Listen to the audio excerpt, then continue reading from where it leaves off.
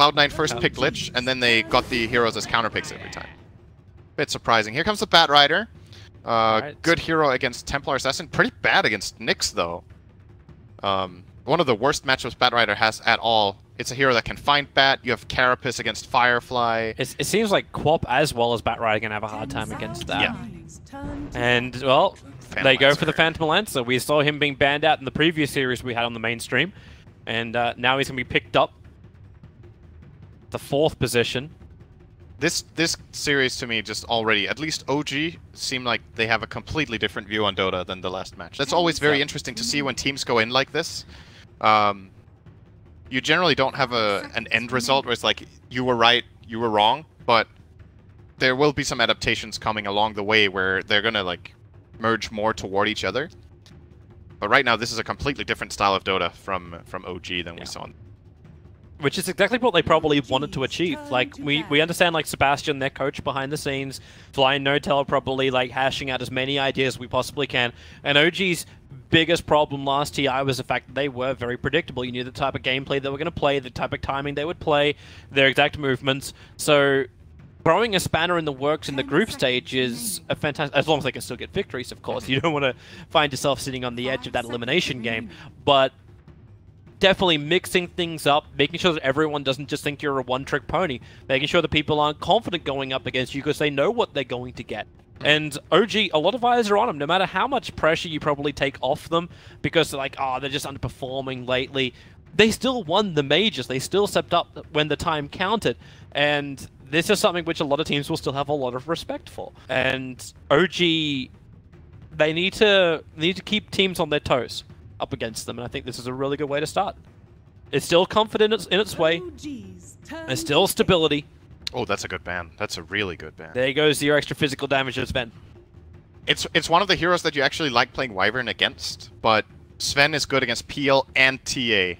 Like, very good. And they OG have so chosen much armor with ice armor as well if they had hit. OG have chosen to show 2 physical damage cores and pick 2 greedy heroes in both PL and TA. Like, I know last game I said PL was a less greedy pick than what was the other one I was mentioning, Spectre.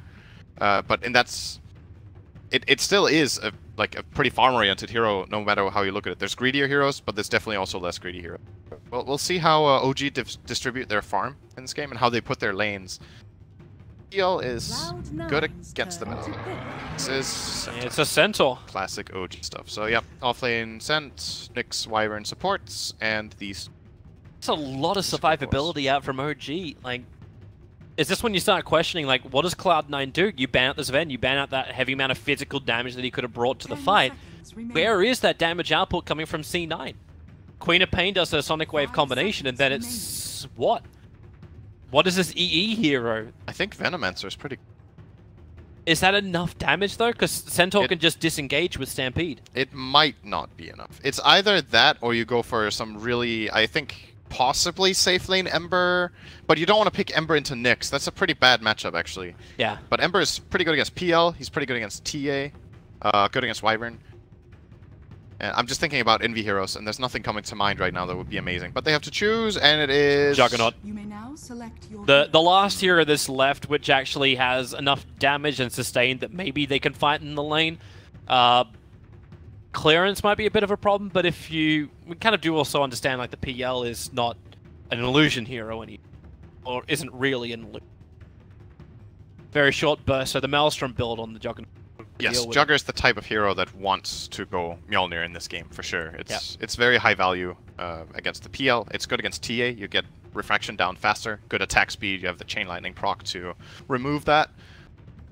I have a critical question for you. Is it really a Bat Rider when he's not riding a bat? Shouldn't it be Manta Rider? Bat Raider. Would it be a Raider? He's not a Raider. It's a Ray... Manta Ray. Bat Raider. But he's not Bat. He's not a bat. I know. It's the person. It's what he's riding, right? Yeah. Like, I do think that's a nice little spin on it, the Bat Raider. But well, just say that's what it is. That's the lore behind it. Okay, it's fine. Don't worry about cosmetics. They all make sense. This Phantom Lancer is wearing a shovel and a triangular hat, a wizard hat. He's still a Phantom Lancer. Is it actually a shovel? It looked like a shovel. I put on my shovel and my wizard hat. To battle we go. Actually, how far cosmetics have come. Okay, so anyway, let's have a look at the game as we pause. Okay, nice. Way to blow the steam out of that. It's not a shovel, it's an oar. It's an oar? It's an oar. It is the Humble Drifter's oar on the Phantom Lancer. That's a very nice name for a shovel. It's a common weapon from Nell. I'm surprised. I am very surprised. But then again, why would he spend money on a cat character? He would spend money on a dog character. Wait, what just happened? What? So, Jerax is TPing to his own base and says his TP bugged. And then the Radiant are also saying we bugged. Alright, so they both bugged out when they TP'd out. Yeah. I'm not sure what happened. But AUI and Pylai Daya both committed their TP scrolls to go out, where it was only Jirax from OG who committed his. Where's AUI? AUI is TPing top. It's not... Alright, so it's up to the admin for how we move forward from here. Okay. Anyway, I wanna, like, whether we remake or not, wanna look a bit at these lineups because it's so different. Okay, here we go. Okay, so no remake. The OG lineup is very different from what we've seen as of late. Whereas Cloud9 is more in line with stuff we've seen. It's pretty fight-centric, has vision and ways of engaging, it has team fight and scaling heroes, whereas OG's is a lot more, I want to say, counterplay focused.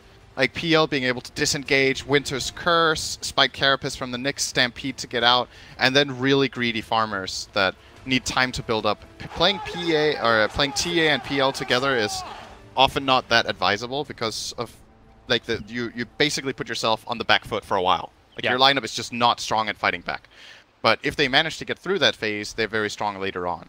Doesn't this seem like that old school OG?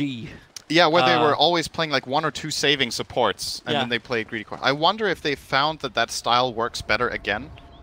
I guess we'll have to see. Well, you got the saving support that comes in the form of the Winter Wyvern, and it in doesn't a way really save against this lineup, though, does it? No, but that's also because you picked it so early on that Cloud9 were not going to say, "Hey, we're gonna draft something which you can now counter." That's what I thought too. But then you also have Nyx Assassin. You've got like the counter to almost everything they've got, so he can do the saving. I think the Nyx pick turned out very good this game, even though it got first picked. We're gonna see how it works out. Hero is Jirax. Is he actually going to try this? It's like, hi, Father. Father's leaving going. He's like, no battle, no contest. I lay my wings down at your feet. Father, okay, Jirax is not accepting this.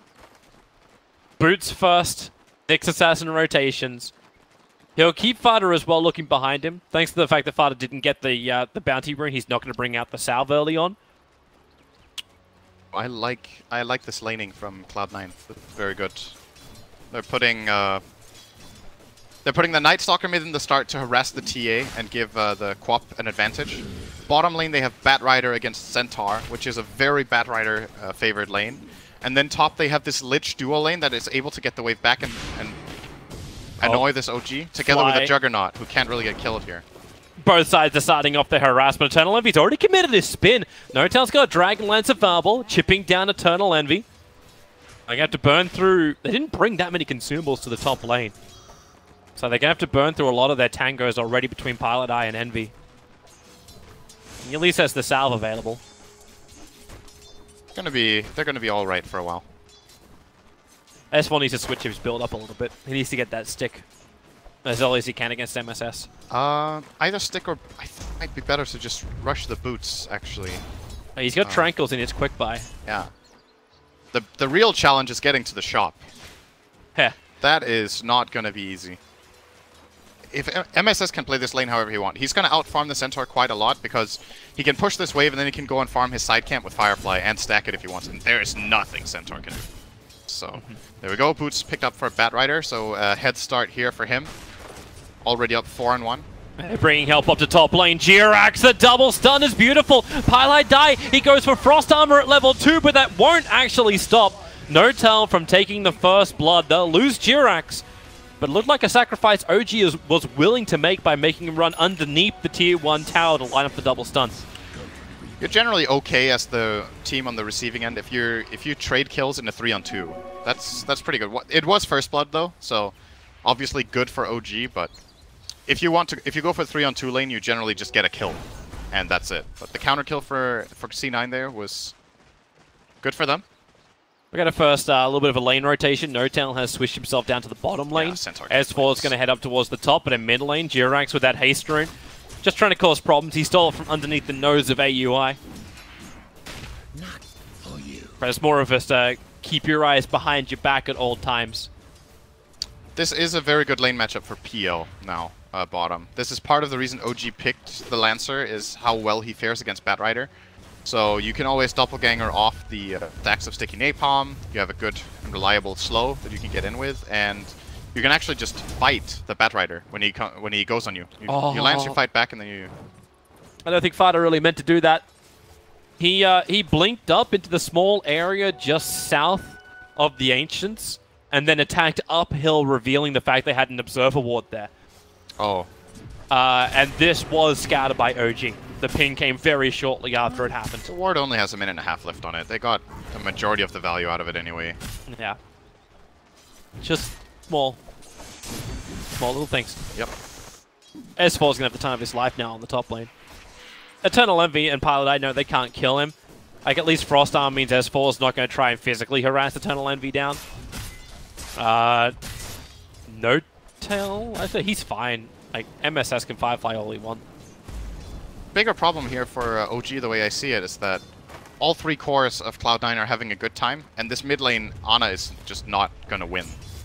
It's not, in the first place, it's not that good of a matchup, and he's getting countered really hard by this Night Stalker, and now it's only going to get worse.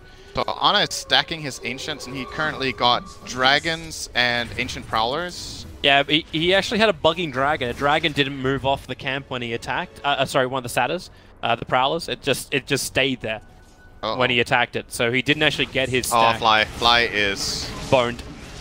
Mucho dead. He's trying to fly over the tree line. He's out of range of everything until AUI takes to the skies.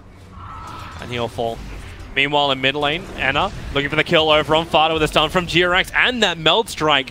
It does the damage, but Anna's in trouble. MSS, the best rotation he could have asked for. Now you've almost got a level 6 Batrider under 5 minutes into this game, taking a solo kill on a Templar Assassin. It's still a very important kill for OG to get regardless. Anna getting the kill on Fada. Oh, Jirax, no, not like this, Jirax. he got hit and petrified and desecrated by the frickin' Prowler. Oh, that is not good. They can't stack because the Observer was blocking it again. They're putting a lot of emphasis on this mid lane, and they can get away with it because their side lanes are so good. Night Stalker hasn't even really needed to do much else. He made that very quick move top to kill the Wyvern, but apart from that, AUI has been targeting this mid lane a lot. Ana has skilled Meld, dodges the Shadow Strike nicely there. Eternal Envy, do you want to go onto that? That's still a Centaur. Very deep under the town, but with the help from AUI, they got another creep wave here as well. S4 will have to make a break for the tree line. He goes for the Hoof Stomp, at least keeps AUI in position, but with the spin damage, S4 will fall. And Cloud9 showing they're not afraid to dive underneath those tier 1 towers, especially when OG are committing resources elsewhere, aka Anna now trying to farm the stacks. Yeah, there it is, that Prowler. He's not moving again. He refuses to get off that dire camp. Wait, what is happening? I'm not certain. Is this... So, the biggest concern for me is that this isn't happening to Loda. Because that's how it always is. Oh, bad things come to Loda. I guess S4 is there. So, we have an honorary member of the bug-finding committee in the game. Are we saying this has to be a Swedish curse? Why is Australia the one having to pay for the Swedish mistakes? Yeah, poor Ana. This is really... Yeah. The upside is, though, Jirax did do a triple stack of the Ancients to the south. So they have those to turn for, but as you said, like the Templar Assassin was not gonna like hands down win the mid lane, but you win by playing the catch up with Templar Assassin. That's her biggest strength. She's able to play the ancient game. And I think Anna has had enough. He's gonna take the bottom. Oh, top lane is 4. Yeah, quick Hoof Stomp, but once again he Hoof Stomps the Night Stalker. Spin from Eternal Envy. He's gonna be unaffected. and S4 will die once more. But the trade-off is Jirax flying No-Tail, pressuring the bottom, and now No-Tail, even with these kills coming the way of Eternal Envy, No-Tail is contesting him for the highest net worth position. It's only like 100 or so away from each other. Yep. We're evening out the tower score here. Both safe lane towers gone, minute 7. That's pretty early. But sometimes rotations just play in favor of this. Yeah. And now, honestly, the big story of this game is going to be the next 10 minutes. Like, does Ana get to farm a lot or not? The stacks will need to be contested by Cloud9, and they will need to be continued to made by OG. S4 has a long recovery curve ahead of him. This, I think, is a really hard Centaur game, personally. Ana actually didn't do his stack. Nope. That Dire stack is still there, so Jirax is lining up once again to stack it. Alright, I want to see if this adder is just permanently rooted to the ground. No, he's fine. He'll move. Just seems like when he's attacked at the start, he's like, I refuse to leave. Yeah, now the stack failed, though, because now there's a ward. Yeah. I wonder if they're going to start getting paranoid. Like, why is this happening? Is there an invis hero? Is Nightstalker just sitting on a cliffside nearby that's blocking this? Like, what's going on? S4 might be in trouble once more. Eternal Envy just commits the Omni Slash. S4 misses the Hoof Stomp. Eternal Envy very quick into the Blade Fury. Allows him to be immune and just spin away from the Tier 2 tower. 4-0 on Jugger. Yeah, that's a beautiful sight, man. He's having a very good start here. When bottom lane, No-Tail. There's a haste on Fata, though. He does have Sonic Wave. 14 one-charges on No-Tail, however. He's got... Okay, now he's going to commit them. One more Lance is available. Support will not come. Nyx Assassin's too busy trying to help Ana take the stack. He's doing these line impale stuns to give Ana that time to attack in. He's only just got his treads to arrive. And you have to take this in one go because the Prowlers are healing the camp up very fast. Yep. Again, and once the Acolytes start dying, you farm this pretty fast. So. Could be nice for Jirax too. This is some good levels for him. Get him closer to having his level 6 so he can be that proper rotation. But meanwhile, all this is happening. Eternal Envy basically dominates the top lane with the help of Pylai Die. There's nothing S4 can get out of this. So you're delaying the Blink Dagger and progression on the Centaur. Are you still okay with this? Considering the trade-off you're taking? Like, farm for a Templar Assassin for a slowed down Centaur.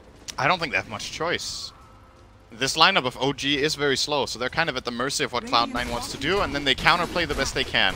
Okay, you guys are top, we're going to farm the bottom ancient stack and push bottom with our PL. Okay, you guys are going to rotate, we'll rotate somewhere else. They're not willing or really able to take the fights, and in this game, S4 is just going to get sacked. I'm not sure where he can go, really, at this point. Once the Blink Dagger comes out later, he can have some big plays, but for now, he's kind of just screwed. It's the OG space creation, right? I guess what they've done time and time again in the past is watching Ana just go ham, and then S4 can sit on the top lane farming. No-Tail's having a really good time with his farm on bottom lane. He's getting solo experience, causing real problems for Fada. And once his Diffuser Blade is up, he's also a ganker, he's also a hunter. A real problem for Cloud9, and that's when maybe we turn our attention to Eternal Envy. Going for the Ring of Aquila, going for the early drums. He looks to be going for a very combat kind of style, but is this going to be enough items to deal with the OG aggression when it comes? Speaking of which, Jirax has his Vendetta because of that ancient stack. Scouts out 3 heroes moving towards the top lane. Big info. They even Sentry just to be safe. The Sentry ward for the Radiant side is a little bit too far over. Now the stun, it hits on Eternal Envy. If they can kill him up before it gets his spin, no, the spin will happen. The Cold Embrace tried to also save S4, who was in a little bit too deep, but it's OG. Even with the information, they still cannot take the fight. That was so sick from MSS. He instantly used Flame Break to knock the Centaur away so he didn't get the Hoof Stomp on. And after that point, I like that play from OG of trying to go for the Jugger the way they did. MSS was just way too fast, and OG didn't have good enough position to make that kill happen. The idea was good, the execution, they just got counterplayed. Very nice out of the Batrider. They try to protect that healing ward so much. Actually got through his full duration anyway. Just keep pressuring top lane. No-Tail will have to be up here to defend it. So S4 is finally getting that space he wants on bottom lane. With no tier 1 tower and the tier 2 tower taking a little bit of chip damage, looks like Cloud9 are still focusing more to the northern side of the map. Well, Ana is getting a lot of fun. Cleared 2.5 ancient stack now, I think. Number 1 net worth, 5.6k. Yep. Compared to the Klopp, who's 4.5k. Not exactly certain what AUI wants to achieve in the mid. Trying to get into their heads here. He's trying to pretend that there's more pressure being applied here, or that there are other heroes in the neighborhood. Sometimes going for, like, it's such a low-cost play, right? He pays 100 mana to maybe try to mislead or intimidate a little bit. Dota is a very mental game a lot of the time, so it's like, oh, there's heroes missing, Night Stalkers running toward me, be ready to TP mid stuff, and then... They scanned for it. They were worried about it. The scan happened to the north side of the tier 1. Basically got into their heads a little bit there at no cost, so good stuff from AUI. And he feels confident probably because there's so little that can kill this Night Stalker. His plays are fairly minimal. Yep. Bottom lane, S4 again. I think they saw him. They saw him pulling.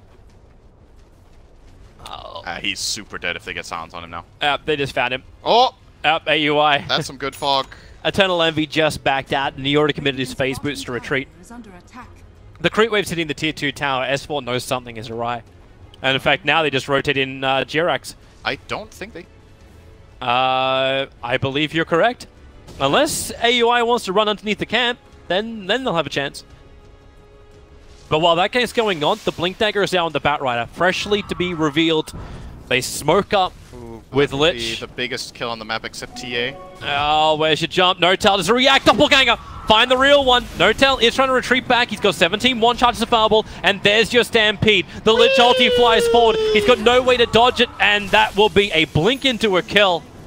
At the same time, Nyx Assassin dies on the bottom lane. AUI is looking for more, but Ana is nearby.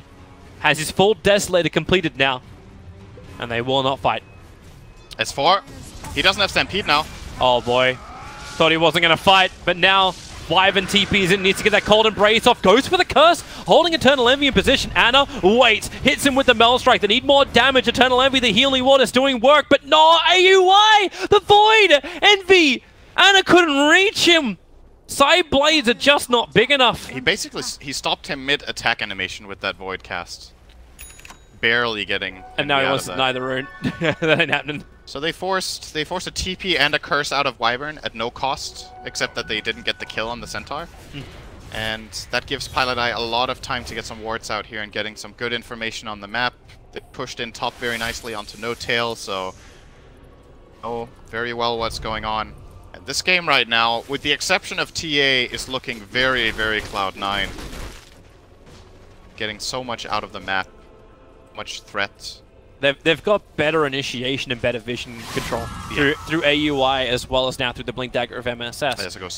Yeah, they're really trying to capitalize on their advantage, because I think they also understand though, like even with all this initiation, if OG have time to farm up. Wait, Envy? Is he baiting with this spin TP out? That is so Envy. This is like ultra next level. I'm leaving the fight, which is the damage we require to actually win the fight, but we'll still win the fight, because there's enough confidence in the rest of Cloud9 to not kill off Fly, who's retreating back to the T1 tower. The Lich holding Cold Embrace, he'll get a little bit of levels. Void level 4 is available. They'll still kill off Fly. I think this is the first time I've seen someone spin TP out of his own gank. I mean, I guess it kind of worked. I just think he didn't need to do it. OG were already backing off. He didn't really find any information or... He came straight back to the lane, like he TP'd to tier 2 and then just ran straight back into the lane, so it was intentional. For sure. It would have been really nice if OG wanted to go for him. I think he was hoping that they were going to curse him and try to fight, because then his teammates coming in could go for a great counterplay. Pilot Eye slowed down. Fada's already triggered the Shrine, so Pilot Eye won't have that regeneration. Jirax gets with a stun. Ana, one quick Meld Strike, and this Lich, for all the armor he might have, he won't survive, but they bring in the extra help. PL's arriving. Fada wanted to run. Sonic Wave, not worth committing. He's down, and AUI. Jirax has stun in 1 second time. They'll remove the vision. The stun, it doesn't reach. The Impale of Jirax cannot get that far, and AUI will be able to get back out to safety. And OG, originally they're looking for Roshan. Maybe now they just take the tier 1 tower top. It's really big for them that Ana has this much farm. He is doing all the damage right now. That fight he got, I think, 2 melt strikes off. The Fata re-going reinitiating on the Queen of Pain turned out to be a big mistake. I think he had the right intentions though. They're next to their shrine, they could have TP'd in heroes to help and maybe take that fight, but... Here we go, Blink Lasso, they found a big one. It's Ana, they'll protect him already with a Cold Embrace, as now the Curse onto Eternal Envy. S4 prepping himself, but they just stampede out. OG make the call, this is not worth the squeeze, but maybe they still find Ana. He has a TP, killing off MSS, but the Omni Slash, Refraction was down, didn't have Meld as an option. No-Tail and Fly both hit by the Sonic Wave of Fada. No-Tail escaping out if possible. Now the Lich Ulti flies forward, he will go down. Fada claiming that kill, no Doppelganger to work with, and there was not much that G-Rex could do to help. Not once that Chain Frost went. The silver lining for OG here is that there's no darkness, so I think C9 still are not in a position to really take any buildings right now, or get any good vision out. G-Rex is still scouting. Pretty confident with his move, running through the river. Sentries there. Or his Vendetta is going to expire. Really learned too much there. Back toward mid. So Cloud9 still looking pretty good. I like this a lot from Fata, by the way. The rushing of Orchid against the lineup he's facing is extremely good against Wyvern and Nyx and PL. An absolutely great item this game. We see most Queens today go for the Veil first. But I think the Orchid build has a lot of merit in many games still. OG are coming. They found a target. It's going to be Night Stalker. They do that instant stun. Hoof Stomp Blink does the work with the Meld. At least he's got the Frost Armor AUI. Very tanky on that Night Stalker. They'll finally kill him off. The Curse on the Queen of Pain. Eternal Envy is currently killing his teammates at the moment. No-Tail wants to keep burning off the mana. That's why the Illusions run forward to help out. And OG, they could have just gone for Roshan instead. That line was very quickly drawn, saying they want to fight first. And then into a tier 1 tower once more. S4 is ready to jump, but he's on the wrong side. Maybe he can find Pi. Envy. No-Tail's all around him. The blinking from MSS, but Templar Assassin went with S4. They initiated into the backlines of Cloud9. Oh, and Cloud9 was initiating the backlines of OG. It's basically skitter-scatter everywhere, hit with the Meld Strike. Batrider wants a little bit more time to survive, and maybe the life is there. No, S4 will jump forward, gets the double edge. They'll take the tower, and that was the cleaner fight that OG wanted on top lane before. This actually looked like it was going to be a great opening for Cloud9 when they came from the bottom side, because S4 was standing on the stairs on the left, and he couldn't connect on anyone except Pylai who walked on the left. So the whole Cloud9 team was on the bottom side, and one guy goes top, and that guy just dies, doesn't get any spells off, and OG kind of collapsed on them after that. So very big moment. They get the tower, they get the Roche, and now this game is all of a sudden looking a lot better for OG. Yeah, this is that danger zone, right? Like OG, we're talking about their strength once their heroes come online, once we hit that mid game for them, and it's happened.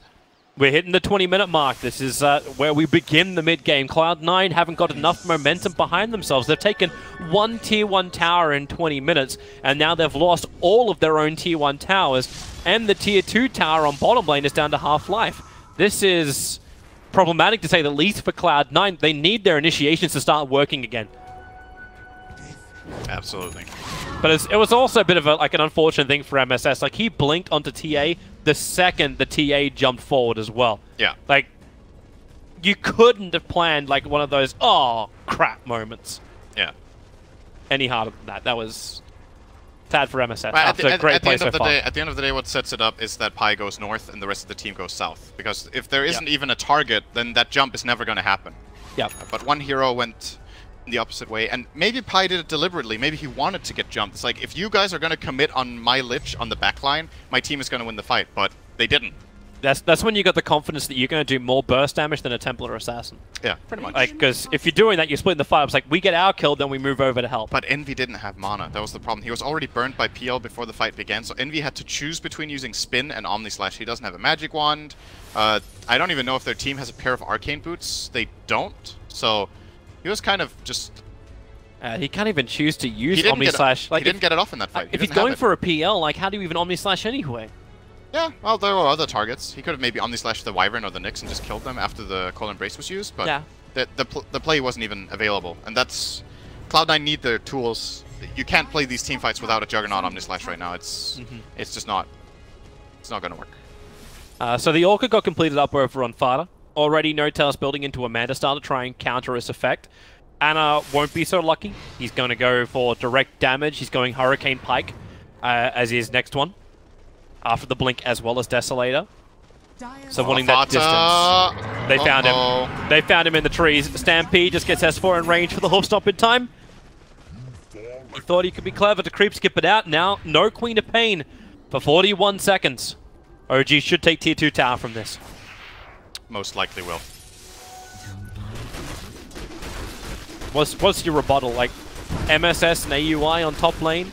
Like, it's up against a already fat PL. Yeah, it's not too easy anymore for the Cloud9 side. I think they have to itemize to deal with PL. It's kind of a requirement for their lineup at this point.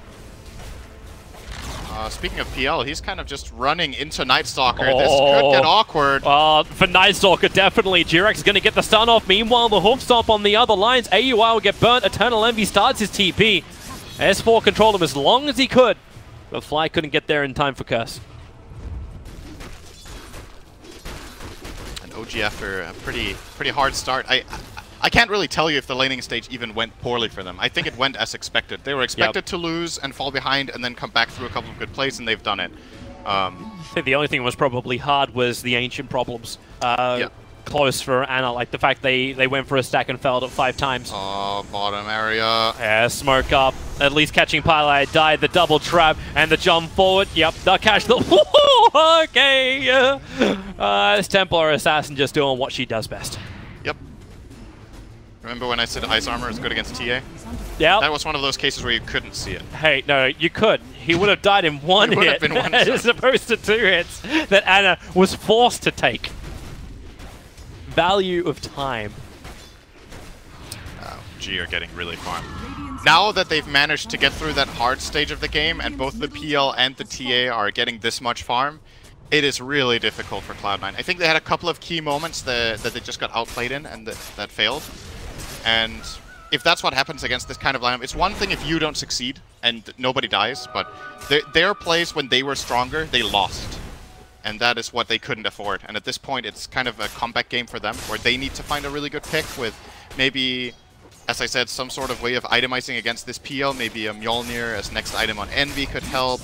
Could even get something on the Queen of Pain to help out. He's going BKB as it looks because he's tired of dying from full HP. It just seems so problematic for Envy to also still go into Mjolnir. Like, at least he's got the stats and potential evasion that comes from Amanda style, as he just runs into the wave, spins and kills it. But I'm still concerned it's just not going to be enough. Like, the damage output's just not there. And then you got a little bit more protection on the way. So, Lotus Orb build up from the Centaur. Nyx Assassin's already got his... Like, Jirex is just going for the raw. Exactly what he needs. Blink and Arcanes. Doesn't need much more than that for this Nyx Assassin. Blink in to stop the Batrider. Batrider can't... Like, now he's got his BKB, at least MSS. Like, again, like, it seems the smoke timing and all the pressure is on MSS's shoulders to get these initiations off when he gets a big item. And that BKB is going to have to do work for him. They have Medallion, they can focus the target nicely, they got the Ice Armor for survival. S4 was scouted moving up towards the Shrine. They're scanning to see where else he goes. Fly, gonna scout at MSS, the Blink Lasso. It's over on the Wyvern, not the target they wanted, especially when the Stampede kicks in. A double hoof stomp. The Omni Slash Fly is low. The BKB is finally from MSS. The chain from OG! The damage! They were not expecting that! Jirex will fall! Cloud9 just got the greatest fight they could have ever have asked for! OG will be wiped from the face of the earth, and they get the biggest one at the end, and it will go down for 343 gold into MSS. Okay, that was such a sick Chain Frost. And it looked like it was gonna not be that good for Cloud9 because MSS didn't get his BKB off before he got stunned again, still stayed alive. They fought under a shrine that was never activated. Paladin needs a moment to pat himself on the back. That's good. We're going to see this one again. Yeah, see it in battle view. So here comes the Omni Slash, and Fly still gets Cold Embrace off, and then they're just starting to stack up really nicely. There it is. Boom, boom, boom, boom, boom, boom, boom. 3 or 4 heroes under Firefly. Chain Frost hitting like 8 or 9 times there. And what an absolute trashing of a fight.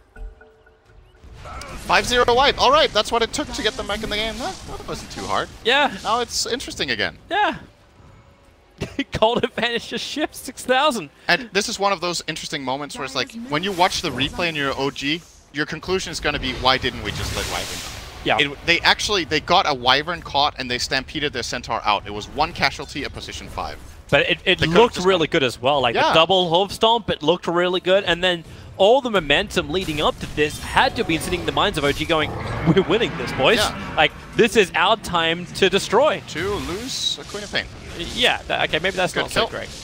Nyx and Centaur combining.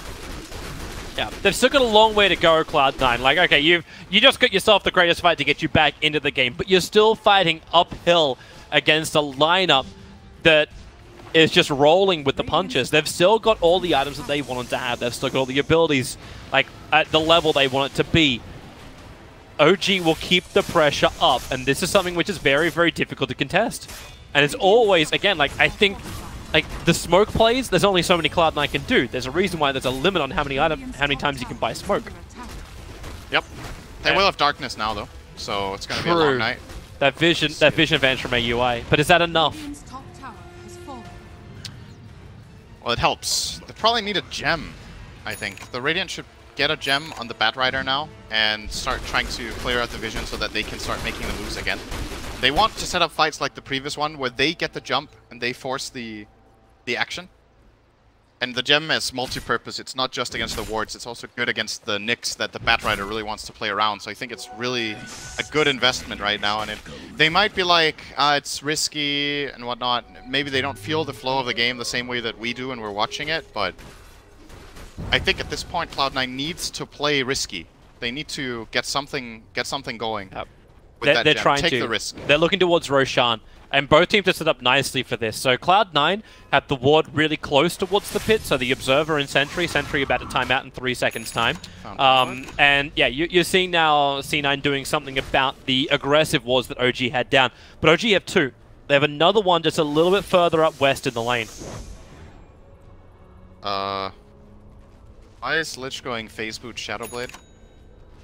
DPS Lich. It's the Pyrian special. I like Pyrian, okay? I like Pyrian. Actually, but I really don't think Pylai would be inspired to buy his item builds. That's so unbelievable. What was Pyrian has other build, strengths. There was a build okay that pool, the PPD was talking about. The Mask of Madness into Maelstrom build over on the Lich. You get a huge amount of physical damage out of him. Presumably it wrecks. It could just be a quick buy and he's going to turn into a Glimmer. You know, you just get one of the items that has the Shadow Amulet in it. But now he can afford it, so now we're going to see what the decision actually is. Or maybe it's just him like going, I got a great ulti off before, I need to ulti the bottom way first to get that money. I mean, it is a good positioning item for sure. It's not that. It's just so uncharacteristic, especially for Pi. Buy this kind of item. It seems such a risky thing to do, throw your ulti out when Roshan could be coming up. Well, if he's playing for late game, I know it's a 1 minute cooldown. Talent. Like, just over 1 minute cooldown, but like, there's no tier 2 tower for Cloud9 to claim here, for OG to claim here. Nope. And there's no ward they have that actually sees any heroes. They're sending illusion after illusion, so OG are really hoping the Cloud9 come out to them to fight. It's almost like they're trying to play bait with like a whole bunch of PLs, which is exactly what MSS doesn't want to go on. I'll take that as tribute. Now OG have split up again. They TP'd away the TA. She's going to farm Ancients. Roshan's alive. Yeah, that's actually not the best timing ever to TP away. Both teams are aware now. So MSS was able to sticky napalm into the pit, and the TA traps all the rest. Could get dicey if he gets caught here. He does get away in time. Mass defensive. He's got the hood, he's got the plate mail, so he's got the armor and the magic resistance, plus raindrops on top. Anything that will save him. And Notel's turning this into a proper split game. With his BTs on this PL, it's very different to the old PL, but he can still use the Manta style to keep momentum going. Yeah, they just want to shove in waves and get farm. It's a good farming item, as always. Every hero gets a pretty significant GPM increase by going travels. Efficiency. You don't have to buy TP scrolls anymore. Oh, S4, he just blinked into the wave. Right underneath, 3 Cloud9 players, he blinked into the wave. This is with No Tail being top, actually. Yeah, and he just BT'd there. They should be aware of this. My god, that's so risky. But they're expecting someone from Cloud9 to come to the bottom lane to deal with it. And Fada has done so. Fada has a TP scroll, they still had that shrine next to Roshan, so There's no issue for Cloud9 to contest the pit. It's like both teams are playing a game of cat and mouse. OG keep like just poking a finger into the pressure point of Cloud9 and seeing if they can get like a knee-jerk reaction. They're just getting more out of the map at the same time. They're finding more farm. Yep. Now all of a sudden the Centaur that was struggling a lot in the start has Blink, Lotus, and Hood. And the PL, as we talked about with the Travels, is going to keep ramping up, as well as Ana. OG's advantage, the primary advantage they have in this game is that their lineup is way better at killing Ancients. So economy will eventually favor them by just being able to mine the map better. They've got double defusals. Oh, Ana thinking about it. Goes in for the Arcane Rune. The BKB from MSS holds him in position. They need to kill him off. Mana style. Ana will break free. Stampede. They need more speed. And they've got it. Back to the shrine and back to safety. Envy got really unlucky. He Omni-slashed the illusions the whole time. I was still at the bottom. Oh, they're coming back. They have to come back. Yeah, this is Roche for OG, more likely. Should be. Or maybe a pick on the way. They're thinking about it. AUI. Sentries are down. Observers, they see everything. AUI just runs. And rightly so. But now Ana will give it a crack. And these PR illusions just don't stop. Envy will flag himself again, and his TP's on cooldown. He cannot return to Roshan fast enough, but OG bailed. They're not doing it. In fact, they're smoking one. Oh, okay, they're invis once again with the Nyx. They're just very textbook pressuring still. Yeah. No Tail just got the bottom wave pushed all the way into the Radiant base. The wave is currently sitting right outside the Radiant base, and now the top wave will as well. And that's going to open up for OG to make a decision of what avenue they want to attack from. This they see the obs. They can't get rid of the sentry ward, but they send a couple of PL illusions up, and that observer ward's gone. And in they go once more. OG, MSS still nearby. Sticky napalming up Roshan, so he gets to glow that wonderful golden color. It's daytime, they don't have darkness. They're just playing the game. Oh, MSS! Delay game. He has a BKB! Oh. That's his 8-second BKB now down. And Roshan's already gone. So Aegis and Cheese gonna go the way of OG. Ana will take the Aegis, Notel has the Cheese, and they're stampeding forward. They kept the stun. It's the Lich, it's Pylai Dai, who now hides inside of his Shadow Amulet. Okay. Starts his TP, realized the sentry was coming in from Fly. He almost made it out. Say something. Eh. And like awkward silence. I don't. Alright, so I used to though. You remember that?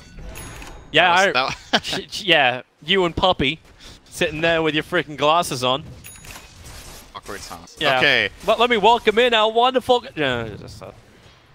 people. Yeah. Anyway, that's history. So OG, you now have the Aegis as well as Cheese. You're looking in for your objective. Obviously, high ground is the next thing. That's the only other buildings they can start taking now. Do you go all the way? Do you just look to chip away at a tier 3 tower? Or do you continue to play the split push game? Does Roshan mean, like, does Aegis mean that much to OG? They're not on the clock. They don't have to push. No, they don't have to push. Take it pretty easy. Keep farming. If they see a good opening and a pick, they can go high ground with that. But I don't think they're just randomly going to show up as 5 in the lane and just try to force it. Yeah. It's not a necessity, at least. It could work. They can definitely do it, but if you had the Aghanims on S4 by now, then maybe I would go for it. Just because you could survive the initial hit. We're talking about like how fast he's farming up. He's 3,000 gold away from his Aghanim scepter now. They're looking at bottom. Eternal Envy continues just to defensively spin waves down. The issue here for Cloud9 is that OG are pushing the waves constantly, and they are not committing. Okay, here we go. This could be a moment. C9's committing. They're going to find S4 a little bit further to the north, but it's the bottom lane where Juggernaut is already down. Fana protected by his BKB, blinked into the tree line. Do they see him in time? They jump down, destroy the trees around him. But Eternal Envy is picked. And OG, that is more than enough confidence now to go high ground. Yep, that's the one pick they needed. That's enough. Here they come. You can silence all you want onto Ana. Lotus Orb will help protect him. But with that Monkey King bar, his damage output's just through the roof. And no way to evade, no way to dodge. This is probably the easiest and most uncontested racks OG's going to get. I think they can go for a second lane as well. They have 20 seconds. They can go hit mid. And it's taking some time, and OG are going to be safe. Fair enough. They have... It's hard to go against that. You don't want to have, like, after your last hiccup that happened on top lane, like maybe you don't want to have the same kind of thing happen again. I think this time the cards are a bit more stacked against Cloud9. This is a 12k lead with Aegis. Yeah. Yeah. The same thing's not going to happen again, but maybe that's also one of these things too where we can think about the future of the tournament. A lot of teams are looking to the group stages to get a lot of information, not just about drafts like ban and picks. It's about the mentality of OG. OG playing very set, structured Dota is a dangerous thing, but it's also maybe what we talked about at the very start with the drafting phase, is OG playing that mid-game orientated drafts once more. A team's going to know what they're going to get against OG. They back up, they don't put the knife to the throat. Yep. It's more of a slow asphyxiation.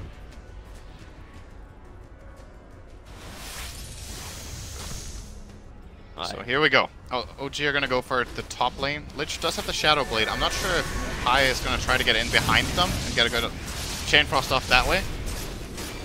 One way to do it. But if they don't do anything, the game is just over. So something's going to give. He doesn't have mana. He has to use a Shrine. One illusion was able to hit him. Now the Blink Lasso onto the cover of the BKB. You also have to keep the Night Stalker out of the fight. And Ana stampedes back just a little bit further. He's still got the double damage rune on him. It's Phantom Lancer who's in too deep. The Cold Embrace buying time. Curse onto AUI. Eternal Envy turns his attention towards Night Stalker, unwillingly killing him down. And with the double edge, the damage is too much. Vada wants to help out. Now the Sonic Wave, but it almost seems futile, even though it does connect on 4 heroes. Maybe not so futile. Turning around looking for Ana. But they don't find the kill. S4 blinks, but MSS blinks away in time. Doesn't get caught by the hoof stomp. That would have been game if he goes down here.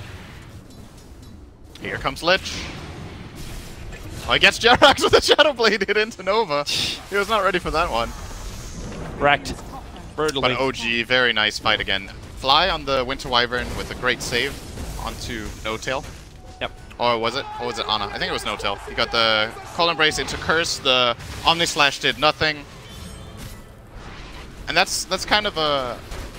If you go back to the draft and you think about it, when Wyvern was picked, we were questioning, like, what does it counter? Is it good here?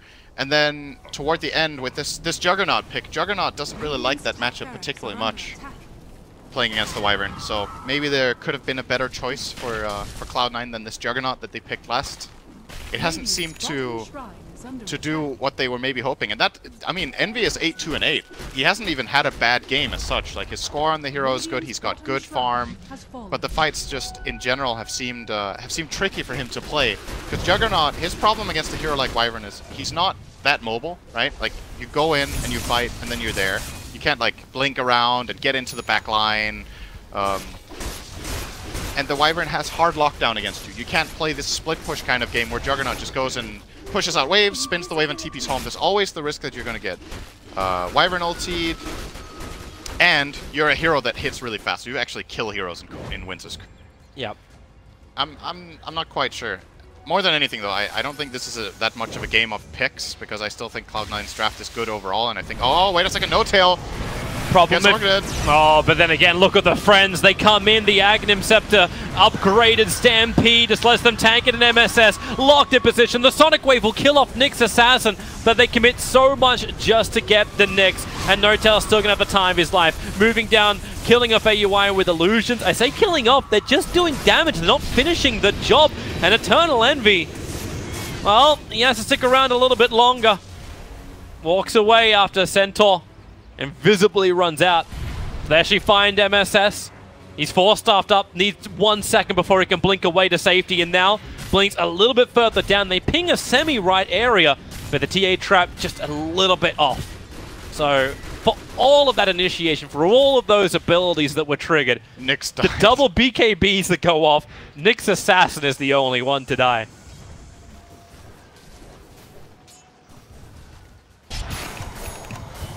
So what I was getting at before is that it's interesting to see in a game like this how, you know, we were talking about the hero versus hero matchups a lot in the draft. Like, this hero is not particularly good against this is not particularly good against this, yada yada. But this game has been more of a game on playstyle rather than the specific heroes. I think OG's style in this game has proved very successful, so they might be onto something. It's just one game, you know. We're gonna need to see more from them, but I think both drafts in isolation, the heroes that they have are good, but in my mind, this OG lineup would not face off this well against Cloud9's lineup as it has. So there might be something here that OG has figured out going in, and I'm very curious to see how they move onward with it into their next games. I'm kind of sounding like this game is over, but it's pretty damn close to over. Yeah, it would require something of extraordinary levels from Cloud9 to bring it back. Yeah, like you've just finished up a full Heart of Tarrasque over on the Phantom Lancer. He's got Butterfly, Anna's got Butterfly. There's no way Juggernaut could even guarantee he hits his damage, and you can see Eternal Envy realizing his conundrum. He's got Battle Fury and he's Quick Buy. he's trying to catch up and at least clean up the mess that's inside of his base. Mjolnir is not enough. BKB from MSS commits him, but now he's just got a whole bunch of no-tails around him. Fana cannot keep his mana up. These illusions keep draining them dry when they cannot even do combinations because the mana pools are not full enough. So Cloud9, they'll have to admit defeat for this first game.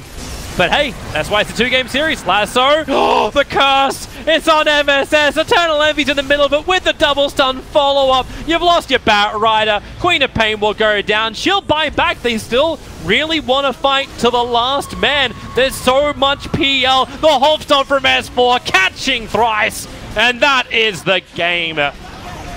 They had to get a clearer message just to ensure it was GG. OG take game 1.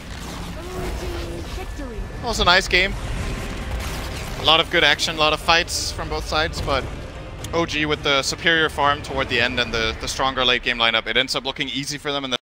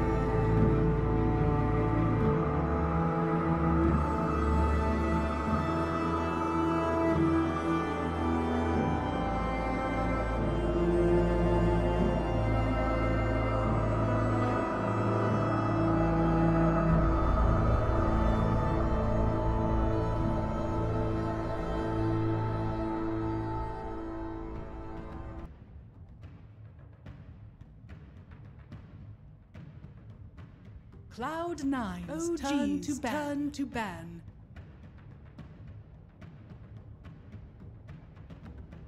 And here we are kicking off game 2, Cloud9 versus OG. OG with a convincing mid-game win over Cloud9. And now back for second round, and we'll see how they start off. They gave us an interesting first 2 picks in the last draft.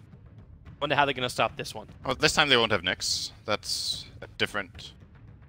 It's a change for starters. Actually, IO... Was that banned last game? It was banned. It was banned. Okay. So I'm curious to see how this one goes. We definitely know Pilot Eye is a big IO player. First pick goes to Fly. They banned Wyvern? Both of the first phase heroes that OG just ran. Okay, this has to be too good, right, for OG. It has to be too. They have to go for the IO. I don't know if. But if they don't, Cloud9 will. That's where I'm seeing the issue arise. 5 seconds remaining. Because then you give Cloud9 the ability to actually pick their combination. And it's going to be a Phoenix. Well, we talked about Icebird versus Firebird. Firebird was the big thing from Fly at TI6. Yep. Now TI7, he's going to bring it back. Hero is pretty good against IO. If they're considering that Cloud9 will go that route, Phoenix has pretty good solutions. Hard for IO to use the tether heal when he's under the effects of any of the damage over time abilities Phoenix has plenty of. It's very difficult to bottle. Cloud9. OG's turn to pick. Well, Ice and Fire. It's not the sisters combination. Instead, it's the sister and the very weird dead uncle. Yeah. Yeah. I don't even know where to go with that. 10 seconds remaining. Okay, so anyway, the Lina pick is surprising to me. I don't think Lina generally gets picked this early. I said that about Wyvern in the last, seeing some shifts here.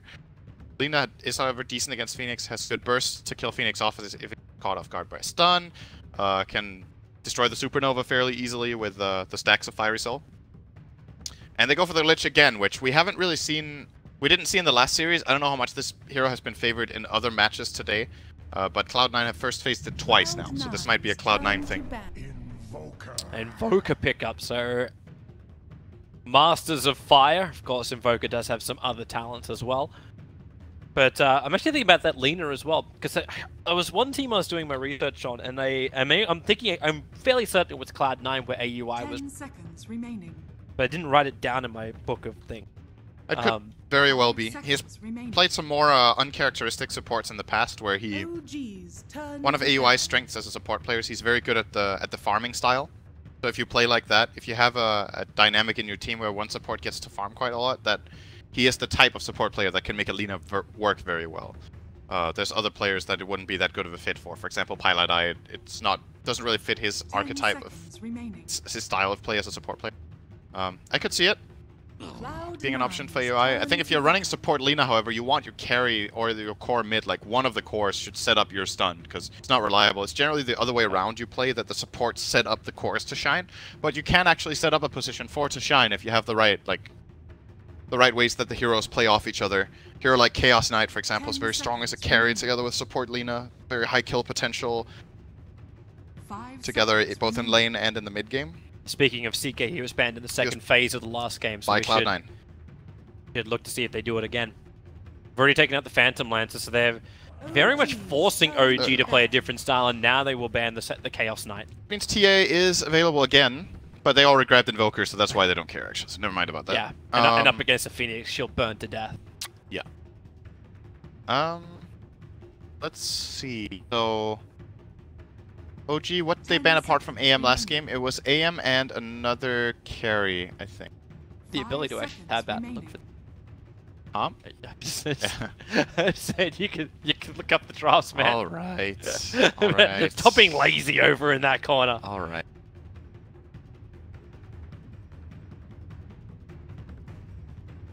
You just click on the right. Casting. Okay. Let me call out the play. 1 minute 29, 28, 27, 26. Okay, so last game OG banned Alchemist. Alchemist. That's what it was. second phase. So Alc got through this time. They banned the Batrider instead. There's a lot of adaptation compared to last game. There's so many bans that were present in last game. Bat is out, Wyvern and Nyx and PL. So we have 4 of the previous heroes banned in 8 bans. It's pretty common to see 1 or 2 sometimes that you just shift it up a bit, but this is a big change up this second game. Envy's playing the long game, playing for the 18th hole. He understands that he needs to see OG strategies, more of them. So just keep banning out the heroes they played before and force OG to put something new and different. And hello, Earth Spirit. He was banned out in the first phase previously. It was done by Cloud9, I believe, in the first phase of last game. Who plays this hero on Cloud9? That doesn't really strike me as an AUI hero, but it is a 4. This hero is not really a 5. Well, Pilot will play the Lich. So I mean, I guess there's no choice. Yeah. This is a bit surprising to me. I didn't think we were going to see AUI playing in Earth Spirit, but looking forward to it. That also means the Lich is a core. Unless it is possible to play Earth Spirit off lane. You can put it there. And in some games it can actually shine from that position because you get faster levels, and this hero scales incredibly well with levels. I'd be very concerned that you wouldn't really have a tanky frontliner if you did that, especially now as Juggernaut once again is getting worked into that one position. Probably just a standard Lina mid, Earth Spirit support, Lich support, and then the Earth Spirit will focus a lot on mid. I guess they're picking the Earth Spirit mainly because of Invoker. It's actually a very good counter because Invoker is one of those mid heroes that's very static, very immobile, and can be put under a lot of pressure. And then you have this kind of a high impact lane, like a kill lane. Earth Spirit Lina can cause a lot of trouble. So see where they're coming from here with these 2 picks together. Just see what they decide to go for their off lane now. Juggernaut will safe lane carry. I like the Jugger pick more in this game, by the way. I want to point that out. I think it makes a lot more sense to me to pick this hero against Phoenix and Invoker. Invoker 100% spell based. Jugger's a great hero against Phoenix. Healing ward messes with Sunray. You have a hero who can actually spin and destroy the egg. Pretty good choice overall, and I like it with like the pacing of Cloud9's lineup in this game. It's fast again. See if they can get better results out of it this time. They just need the aggression to come with it. Yes. Like if they hold back and they farm, then you're gonna see what we've seen from Anim time and time again. We saw it with the Templar Assassin. Early game doesn't go well. Players catch up with Ancients. Invoker. Early game goes half decently. Picks up Midas, and mid game goes really well. Tirax will play very problematic for the mid. So maybe that's the other question mark too. How hard can that Earth Spirit rotate? We talk about Cloud9 not having that very obvious Earth Spirit player. It's not as obvious as someone like Jirax from OG, who is just renowned for that player. Yeah. Cloud9 doesn't have that type of player on the ES. And then you're going up against a renowned Earth Spirit player. Jirax is going to know when that gang's going to be coming in. And we get an Axe pickup now from S4.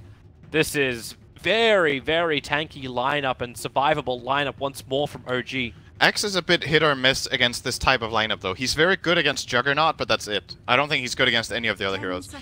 And OG are running out of time, and they're probably just like, okay, how do we get a hero that can deal with Jugger? Because the rest of our lineup is not good at dealing with Jugger this time. Axe gets Blink Blade Mail, Jugger kills himself on the Blade Mail. It's a pretty standard counter. The problem is Axe is not good against this like magic burst early game. Yep. See, sure you've got Berserker's Call to stay alive against the physical, but you're actually just going to die to these heroes in lane. Juggernaut isn't even a particularly good matchup in lane if there is stuns to set him up for the spin. So. They still banned the Void. Like, I know the Void could work for No-Tail in the safe lane. I think it's a good ban. I think it's a very good ban, actually. There goes the Enigma of Cloud9. Actually, yeah, it would have been that big AoE control they're still looking for, and they needed something out of their safe lane. Yeah, I think they wanted Void, actually. I agree with that ban 100%. Sets up Invoker and Phoenix very well. It's a very classic OG pick together with Phoenix. It doesn't have the best synergy with Axe though, but I think they could have still taken that route. Especially when they're this short on time and they're like, okay, we need to make a decision. Fall back to your comfort zone. Time is terrible. They've only got 5 seconds to make their choice, and Fly does not look confident. He says, Yeah. Well, I suppose it's one way to stop Omnislash from killing you. Because it's going to cause problems against Lina. I love this hero. I love this hero, and I think it's good sometimes, and I think this is one of those games where it can work. So if you play Pugna position 1, which it looks like they will, they'll put the Invoker mid. You need a hero that can deal the physical damage that Pugna can't, and Invoker is one of those hybrids that has the damage in him if it's needed on Exort build to actually be able to right-click heroes. Netherward is fantastic this game. It's very good against Lina and Lich. Like you said, the Crepify has plays against Juggernaut. And I don't think they got the counter push against him either. Like, not really. You've got ability to clear wave, but the Crepify doesn't really care. Lich and Earth Spirit are not the greatest heroes for pulling wave. In fact, that's actually been one of the big things people have pointed out about Lich, the fact that he drags the creep wave back onto his tower. There's less defense when he sacrifices. Yep. So maybe that's when Pugna turns this into a push game. Now, the downside for OG is that both of their cores are fragile, low HP end heroes. Yeah. And Cloud9 can try to abuse that with the right offlane pick. I'm trying to think of what is available to them. So Nyx would have been fantastic. Antimage as a carry would have been fantastic, but he's banned and they have Jugger. But there has to be something in the pool here for them that really deals with these int heroes well in the offlane. I don't think Nyx is the only choice. There's plenty of heroes that can like just burst and kill them off. I was thinking Puck could be a choice. Actually sets up and rounds up their lineup very nicely, but he's not the best against Pugna. Timbersaw. Okay. So I think instead we're going to see the approach here from Cloud9 that they're trying to enforce a Timber versus Axe matchup. And then they will do something pseudo-aggro again. Maybe the Lich Jugger. Love, by the way, how there's 2 of every hero. Is that just on my screen? It's just on your screen. I have 2 of every hero. You're right, they're warping in and out. Models are like on top of each other. Okay. Yeah, Timber versus Axe matchup is... Actually, if it's one-on-one in isolation, it's a pretty even matchup in the beginning, but then Timber generally takes over. Unless Axe gets very good spins in the start. And then the other lanes, we will see that Lich Jugger could go aggro again. I think it's totally playable. This game especially. And then they can target the Invoker really hard because their safe lane is freed up. If Earth Spirit and Lich can both leave the safe lane alone, they can shut down Ana a lot harder than in last game. And Invoker, yes, he can come back like TA can, but it's a different curve. It's not like that. You just farm 2 stacks of triple Ancients and you're back in the game. If Invoker is destroyed in lane and gets a couple of deaths, it takes longer. Yeah. And OG's lineup doesn't seem like the best to like make the space for him to come back. But we'll see how it goes down. I really like this draft. To me, this is a very unpredictable game with a lot of like X factors. Mainly, I think heroes to watch out for will be Earth Spirit and the Axe. And 2 things for the Axe. 1, will he get good blink calls? 2, will he get to play Dota? The other one. Like, is he actually... If Axe has a miserable lane, if he has a very, very hard time, it takes so long to come back sometimes. Sometimes you miss the timing window of the hero that he's looking for. A lot of it comes down to whether they get the lanes they want. So let's see. Maybe they even put the Timber off lane at the for him. Tri-lane the Axe for that reason, that they want Axe to be shut down really hard. Who knows?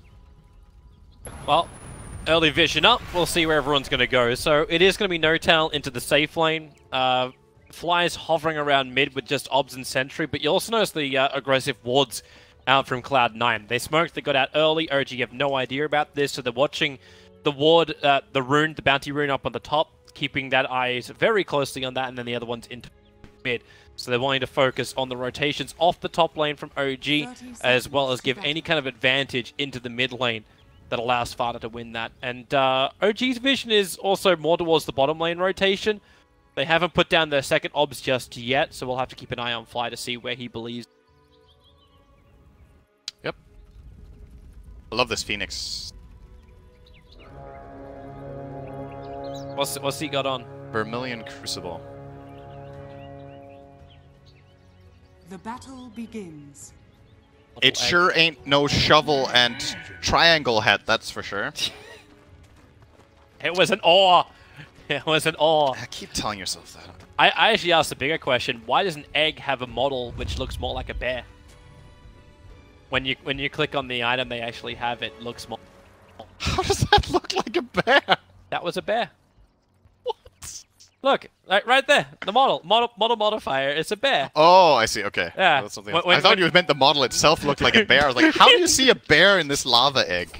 Alright, let's look toward mid, Toby. Dota's happening, and they want to tri-lane Fata in the start. Oh, shards.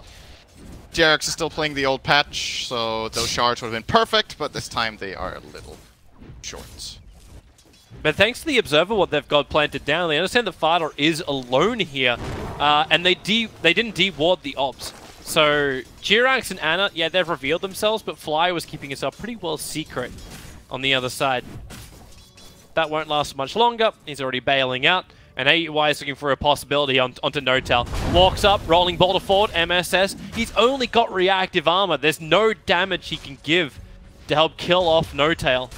And Notel will have to burn the salve. He has to salve and 8 tangos on safe lane Pugna.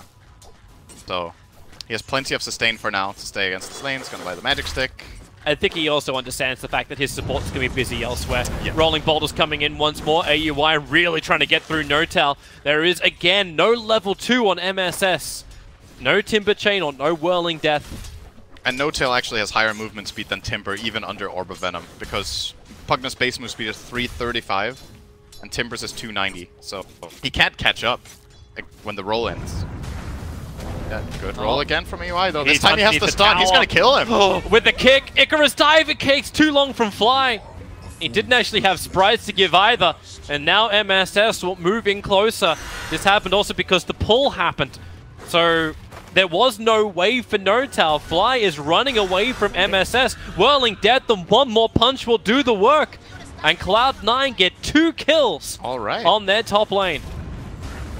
Now incoming, but that's what you can. Oh, nice steal from AUI as well. They didn't have an Earth Spirit player, is what we thought. I mean, he may have played a game or two. I don't remember. It's not a hero I connect with this player. Yeah, we always think of techies when it comes to AUI.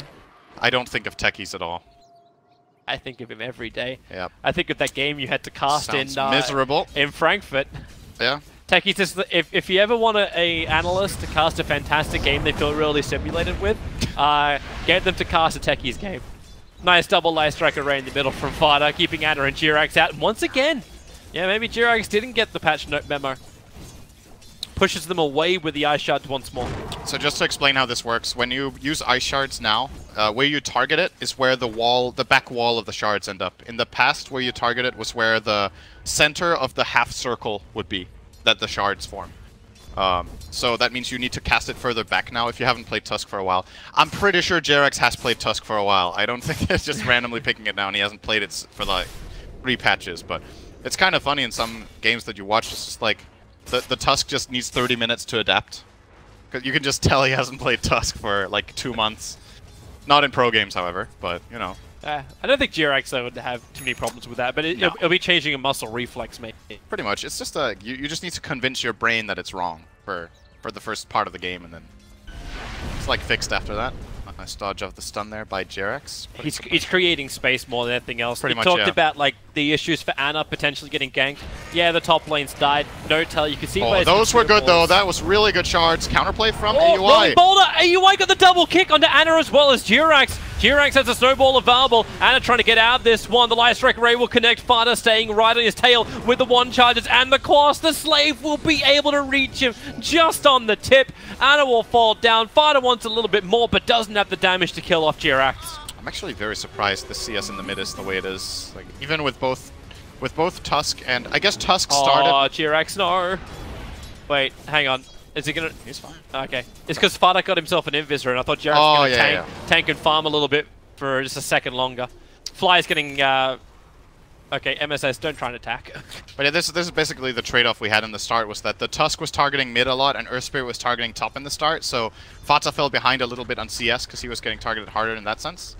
But, you know, generally when you watch this matchup, it's the Lina that's ahead over the Invoker, and he is ahead on levels. It looks like the Invoker's doing well here, because he's 6 CS up, but Fata almost has a full level advantage here after that kill.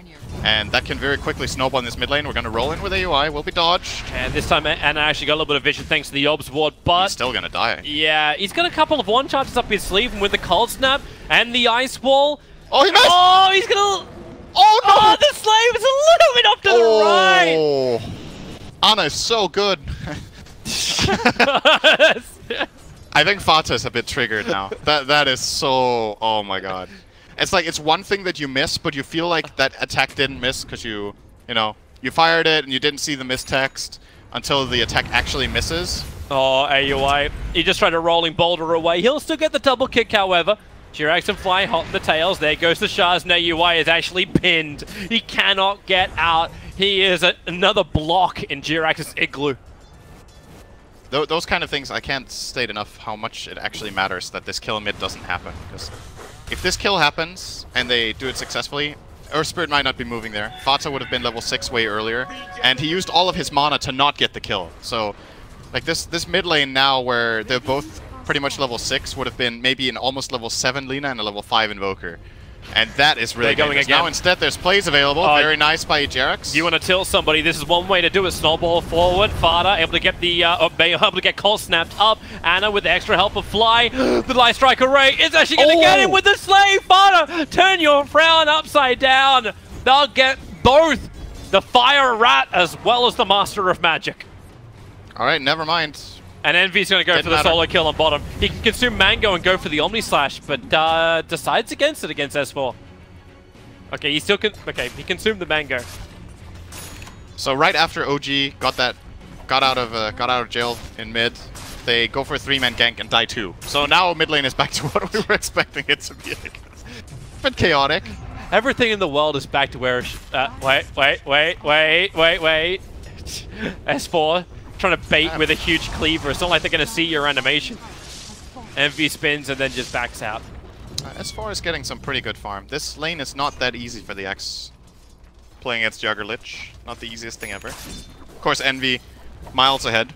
Yeah, all three cores of Cloud9 are miles ahead. They have the top 3 net worths on the board at the moment. 3-2, 3-1, and just shy of 2-7. And the highest you have is Anna. Actually, I take that back. Now it's actually Axe. He's just ahead at 2.5. Notel rolling boulder forward, gonna miss his target. Jirax is nearby, so they shard up again. Not able to block MSS, but they interrupt his Timber Chain out. So Notail moves in with more Nether Blast, but the damage isn't enough. The Sunstrike, MSS decides to be aggressive, turns around for the fight. Even AUI unintentionally kicking Fly in with the rock, so they'll lose the Pugna. And Cloud9 running forward, MSS having to dodge sprites, but I don't think he really cares that much. He's still taking him to survive. And a sentry mid. This could be a really big kill. He can kill him almost on his own. AUI comes in. Yeah, rolling boulder into spin. Oh, they don't have. He didn't have any stones. Does he go up? He had no stones left. They see him. They see him. They see him. He's in the sentry. He's in the sentry. He's out of the sentry. Close call. Vision game. That could have been very different if AUI had 1 stone, but he has used all of his stone. There's been so many plays that his stone economy right now needs a bit of time to build up again. If there was a silence there, so Invoker couldn't go Ghost Walk or a stun, they could have maybe killed him there, but Ana gets out again. So is this when we say it's a 2-2? Ana is 2, Cloud9 is 2? And as mentioned, dodged the gank a couple of times. MSS, nice chain. That snowball's going to go in deep. And the stun rate damage, Jirax doesn't reach him. MSS just chains further and further away. OG really wanting the kill on that off-lane Timbersaw. Not get it. Now, mid lane pressure will be applied with this rotation of heroes. Actually, wait, how did that happen? S4 just solo killed Lich with Axe. Radiant's top tower is under attack. Not exactly the lane I was looking at. This was a very unlikely play, I think. Just S4 things. He might have caught him on the way out of the shop, or maybe Pi was just a bit out of position there. Jirax is coming in towards the mid. They're trying to stop Eternal Envy and AUI from just taking the tower, so Jirax will take the creep wave away from the tower, rolling boulder, dodged by Jirax. See it coming from a mile away, and then rolling boulders to the range creep under the tower. Sunray's down, Jirax doesn't have enough life to survive that. AUI trying to help out with a kick, now into the Omni Slash. Anna, the Sunstrike's in a good position. Eternal Envy sharing the burden with his creep wave. But the burden is too much. Envy will die underneath the tier 1 tower. Notel joins the fight, but he doesn't have the mana. Even with the Soul Ring and 1 charge, there's not enough to give. And Fada has Laguna Blade. Notel knows he has to give that respect. He could easily get caught by a roll here. Still only 1 stone now on AUI, but these heroes of OG are very low. And at the same time, there was a kill top, right? Or was that bottom? MSS killed S4, so the Timber rotated down and got a very nice kill there, of course. It looks like he was creep skipping. Yep. About right. That's a nice observer ward to have for OG. They now see 4 heroes from Cloud9 in the mid lane. Like, Phoenix can probably just, like, Sunray and slow this down. Speaking of, yet again, another kill in bottom lane that we get to miss, it's Notel solo killing MSS. There's so much stuff going on in this game that is, like, all of these solo kills and weird ganks that are happening is very active and very unpredictable. But you're expecting the fight to happen in mid, like Cloud9 are pushing to push it, and then Notel just walks down, realizes he's more powerful than the Timber will ever be. And Anna's going to join him. They want to try and force this. Like, Fada is nearby. Notel is just so juicy. You want to go for him. And AUI, rolling ball forward. Anna. Oh, they still don't have dust. No reveal. This already happened once before now for AUI. Really needs to they found another one. Notel. He's decrepifying, but then the Blade Fury's doing more work. Netherwater's down. Eternal Envy doesn't have Omni Slash. And right now, oh, the silence. Pugna couldn't drain out of him enough. The healing ward will die. MSS will jump in. They can at least farm the Nether ward. 20 gold. Yeah! Ah, critical. Who cares about the Pugna kill if we can get 20 gold for a 3-hero rotation? I had actually 5 heroes in the bottom part at the end of all of that. More or less. OG rotated 2 down for that. It feels like the game is stabilizing a little bit now with the way heroes are moving around. I think the main thing to keep an eye on right now is the fact that everyone has their ultimate apart from the Tusk. Tusk is a bit far behind here, but the rest of the heroes are definitely able to team fight, so we're probably going to be looking a bit more towards, like, the heroes will come together more now. S4 has his Blink Dagger, and then this Phoenix ulti, this is the time to go, and it looks like that's exactly what they're going to do. Here comes the smoke. The Dire just scanned, and they got a positive ping on AUI moving up. So either they'll know it's a ward, or they'll believe they're being swarmed in from around the back. And in fact, that's the line that was drawn in by Fly. He was actually thinking that people were doing the old wraparound. This kill on Notel would be very, very good for Cloud9. It's going to give them a tower as well, but Notel reads it perfectly, dodges around the long way and gets this tower. Too many players missing. Yep. No one's pressuring the mid anymore. There's a bottom lane that's not taking any level of farm. Like, compared to game 1, these lanes have practically been a ghost town. For the amount of people spending time in them, like farming them up, everyone's rotating with multiple numbers to take the fights. And OG, they are here. They're here in force. Quick little sigil. MV starts his spin. He may have actually really wanted to have that in a bit, but Jirax throws the shards out. They'll be pushed a little bit higher. Pyladai, he's got that Chain Frost available. Sunray is out. Here comes Pyladai. Chain Frost up. Icarus dives. Can take it up, down, and around. And the snowball, it never bounces. The Omni Slash, it goes on top of S4. Envy starting off his spin. S4 doesn't have the life to survive through this. Maybe now he does. Able to get the call and the dunk. The bonus move speed. Getting Jirax to get away. And the blink from S4 to the trees. The bonuses allow them to escape the Timber Saw and get a 1-for-1 trade-off. They did still lose Notel, who was trying to battle the back lines. Jirax, okay, maybe not out scot-free. Chimper chain up, Jirax, no ball dodges straight through the middle of the chain. Chakram is back up for MSS. Chains forward, Chakram's down, Jirax, Mr. Michael Flatley right now, Lord of the Tusk. Dodging the attacks perfectly. Very nice footwork by OG, honestly. Both of those plays from Jirax and S4 could have easily ended in Cloud9 kills, but got outmaneuvered and outplayed in both occasions, and they also defend their tower this way. OG barely took any damage on that, and they claim their own. Notel got that one. TP out from Pi, he will be fine. Okay. Oh, Sunstrike. Oh, yep. Oh! Boom! Got him! Это просто нечто! Now rush. Mid tower is going to go down, so another rotation here from Cloud9. I think Anna's looking for the deny. I think he might be also a little concerned about the rock that's in front of him. Sniped. Here comes Tusker. The kick out, and now, well, the call is there from S4. Juggernaut ain't going anywhere, apart from potentially down Fada. Nice last record rate, keeping Anna out of the fight. Laguna Blade, S4 limping himself away, holding the belly like indigestion. Back to the dire side of the river. So Juggernaut for Phoenix. A good trade for OG, but they did still, however, lose that mid tower. Very, very even game right now. Yeah, a lot closer than game 1. Yeah, it also feels like going the stretch in this game. It's less obvious who has the better late game. Like Invoker is regarded as one of the absolute best late gamers, but Pugna generally considered a hero that falls off a little bit, and then you look toward Cloud9. Lina scales very well. Timber actually scales very well, even in an offlane position when he has this of a start. MSS is 5-1 with 66 CS. Jugger is a little bit so-so for phases, but he can also be very good late game. So Cloud9 this time, I think, have the tools to win this one if it goes late. Yeah. And that means they don't have to feel as stressed to make these moves that they were making in the first game, where OG just counterplayed them very well. So then it's up to OG to be the aggressors. But that's... Well, maybe. It depends, because I don't think OG just flat out loses late game either. It's a lot about who gets the jump and Invoker's ability to scale. Both teams can feel comfortable, I think.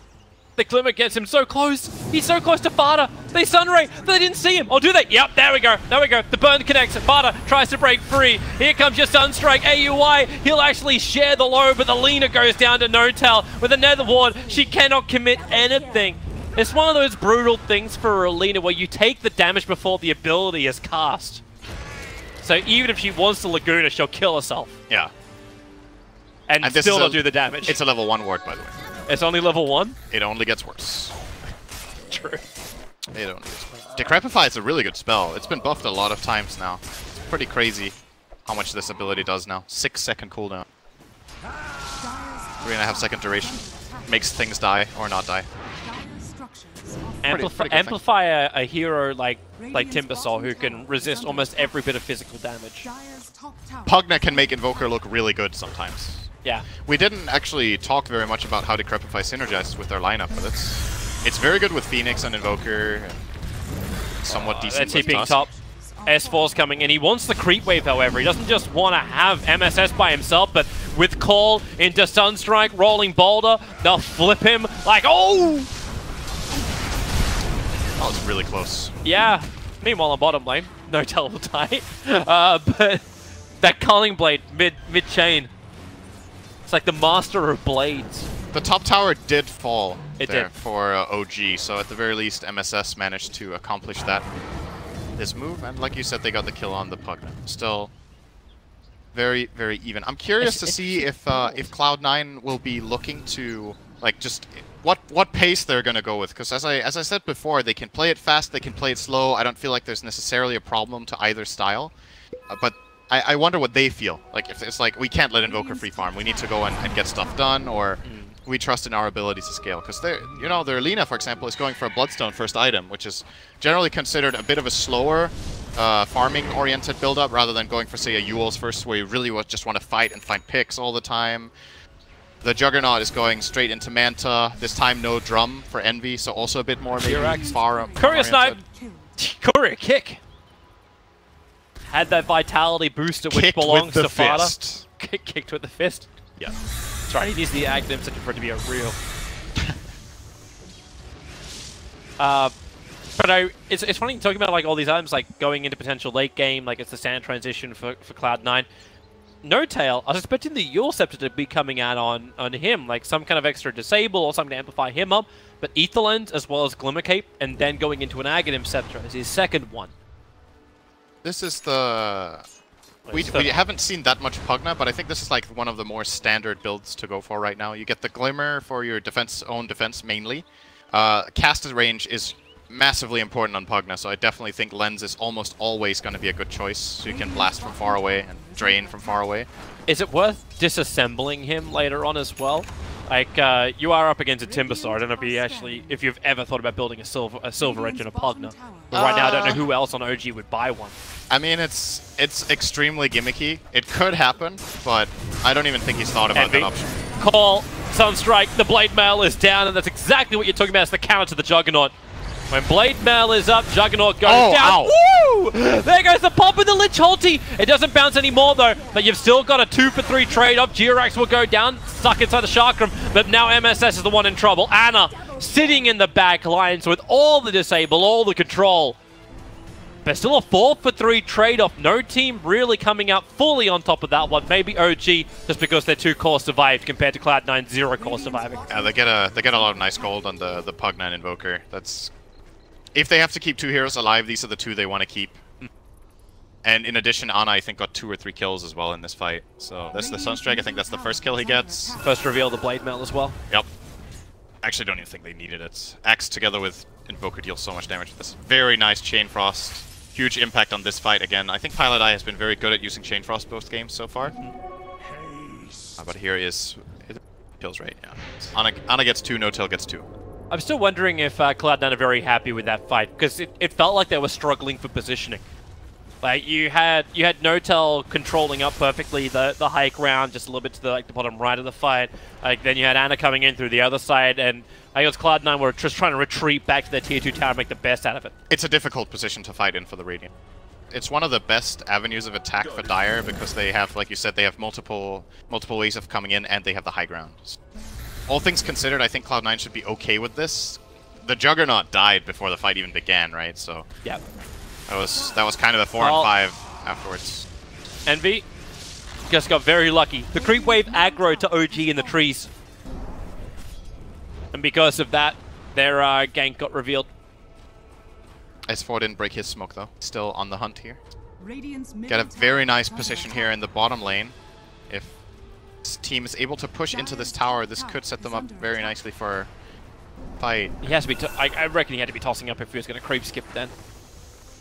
Would have dragged the creep wave in perfectly and then beat the living crap out of the tier 2 tower.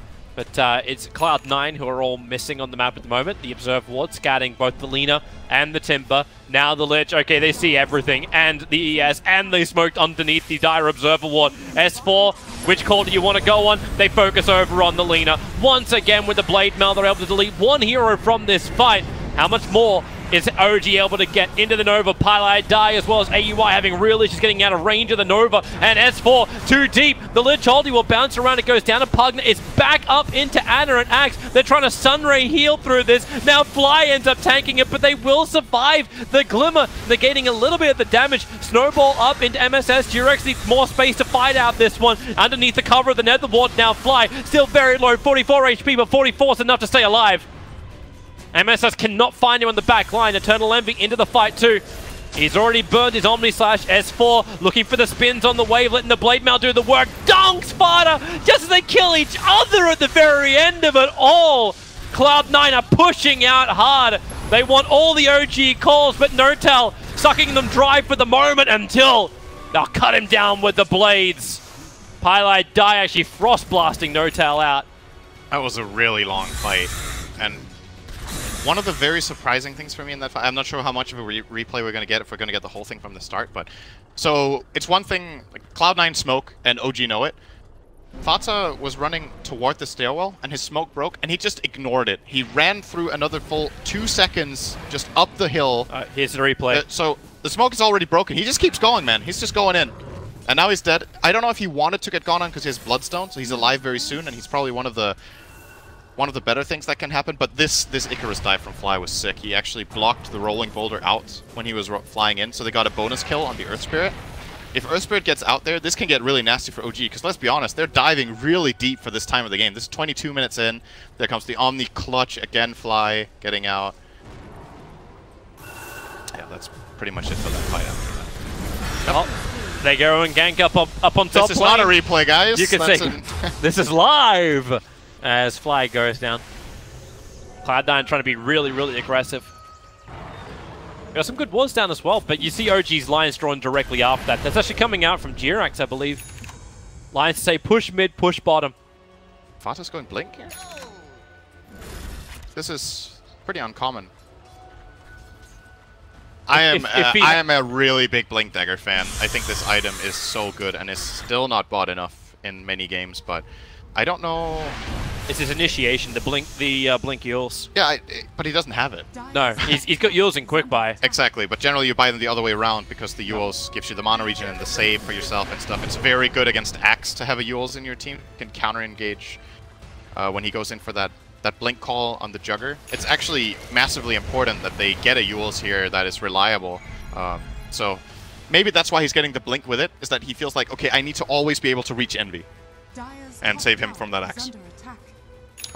But Fata is one of the players who likes to stray away from the norm a little bit and buy other items that he likes. We've seen him in the past like revolutionize the ways people played mid. He used to go troll with mech and stuff like that. Yeah. Like he had a patch where mech was the mid item that he really liked.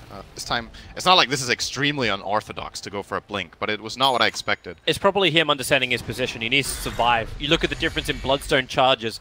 Timbersaur's walking around with 17 Bloodstone charges at the moment compared to the 5 Bloodstone charges of Lina. There's just some heroes who just cannot tank and stay alive throughout these fights. MSS is definitely one of them. And he already has a Yules, and now he's going Blink 2. So they're going to have 2 Blink Yules in the near future to be able to help Envy, and he needs it this game. This is the fights have not been easy for this Juggernaut. OG's going to miss the gank on him. Envy just left nothing but copies. Anna, well, EMP burn. MSS's worst friend, but with 30 mana regeneration in Lots of my second, Blink stun here. Can he get him? Blink. Light Strike Array. Whoa, it's going to connect on the target. Here comes Jirax, however. Snowball tries to create space, but it will not work. The silence is on point from AUI. And OG lose 2 heroes and probably Roshan as well. Yep. Most definitely a Roche going the way of Cloud9 here as well. No buybacks. Unless Fly wants to like kind of mess with him a little bit. S4 is try. already pressuring top tier 2 tower. It's going to drag MSS out. So right now it's only Envy and Fada inside the pit. I say only. We do have the Night Watchman, AUI up on the cliff. Is this Cloud9's drop? Okay, so Envy just basically drew a line saying, let's go bottom after this. Yep. I think they're going to give this one to Fata. Yeah, they do. I think it's a good choice. You could argue that getting the Aegis on the Jugger is very good, so that if he gets Blink Blade Mailed by Axe, then he has a second life and can go back. But the way this is more likely to go down now is that if they jump on Envy, they get that Yule's counterplay and he spins and stays alive. If they jump on Fata, he's just a very quick kill for the other heroes. And he has way more to give in the fight with his second life. Juggernaut will use Omni Slash, and then when that is used, he's like, okay, hope we won. If we didn't, my hero is not that strong afterwards with the items I have. And Fata's second life has a lot of value. I like this a lot. Tower? Yep, tier 2 tower's gone. OG, their tier 3 tower looks like it will come under siege with... Yeah, they're going. Alright. You have every ulti up for OG. This is bold.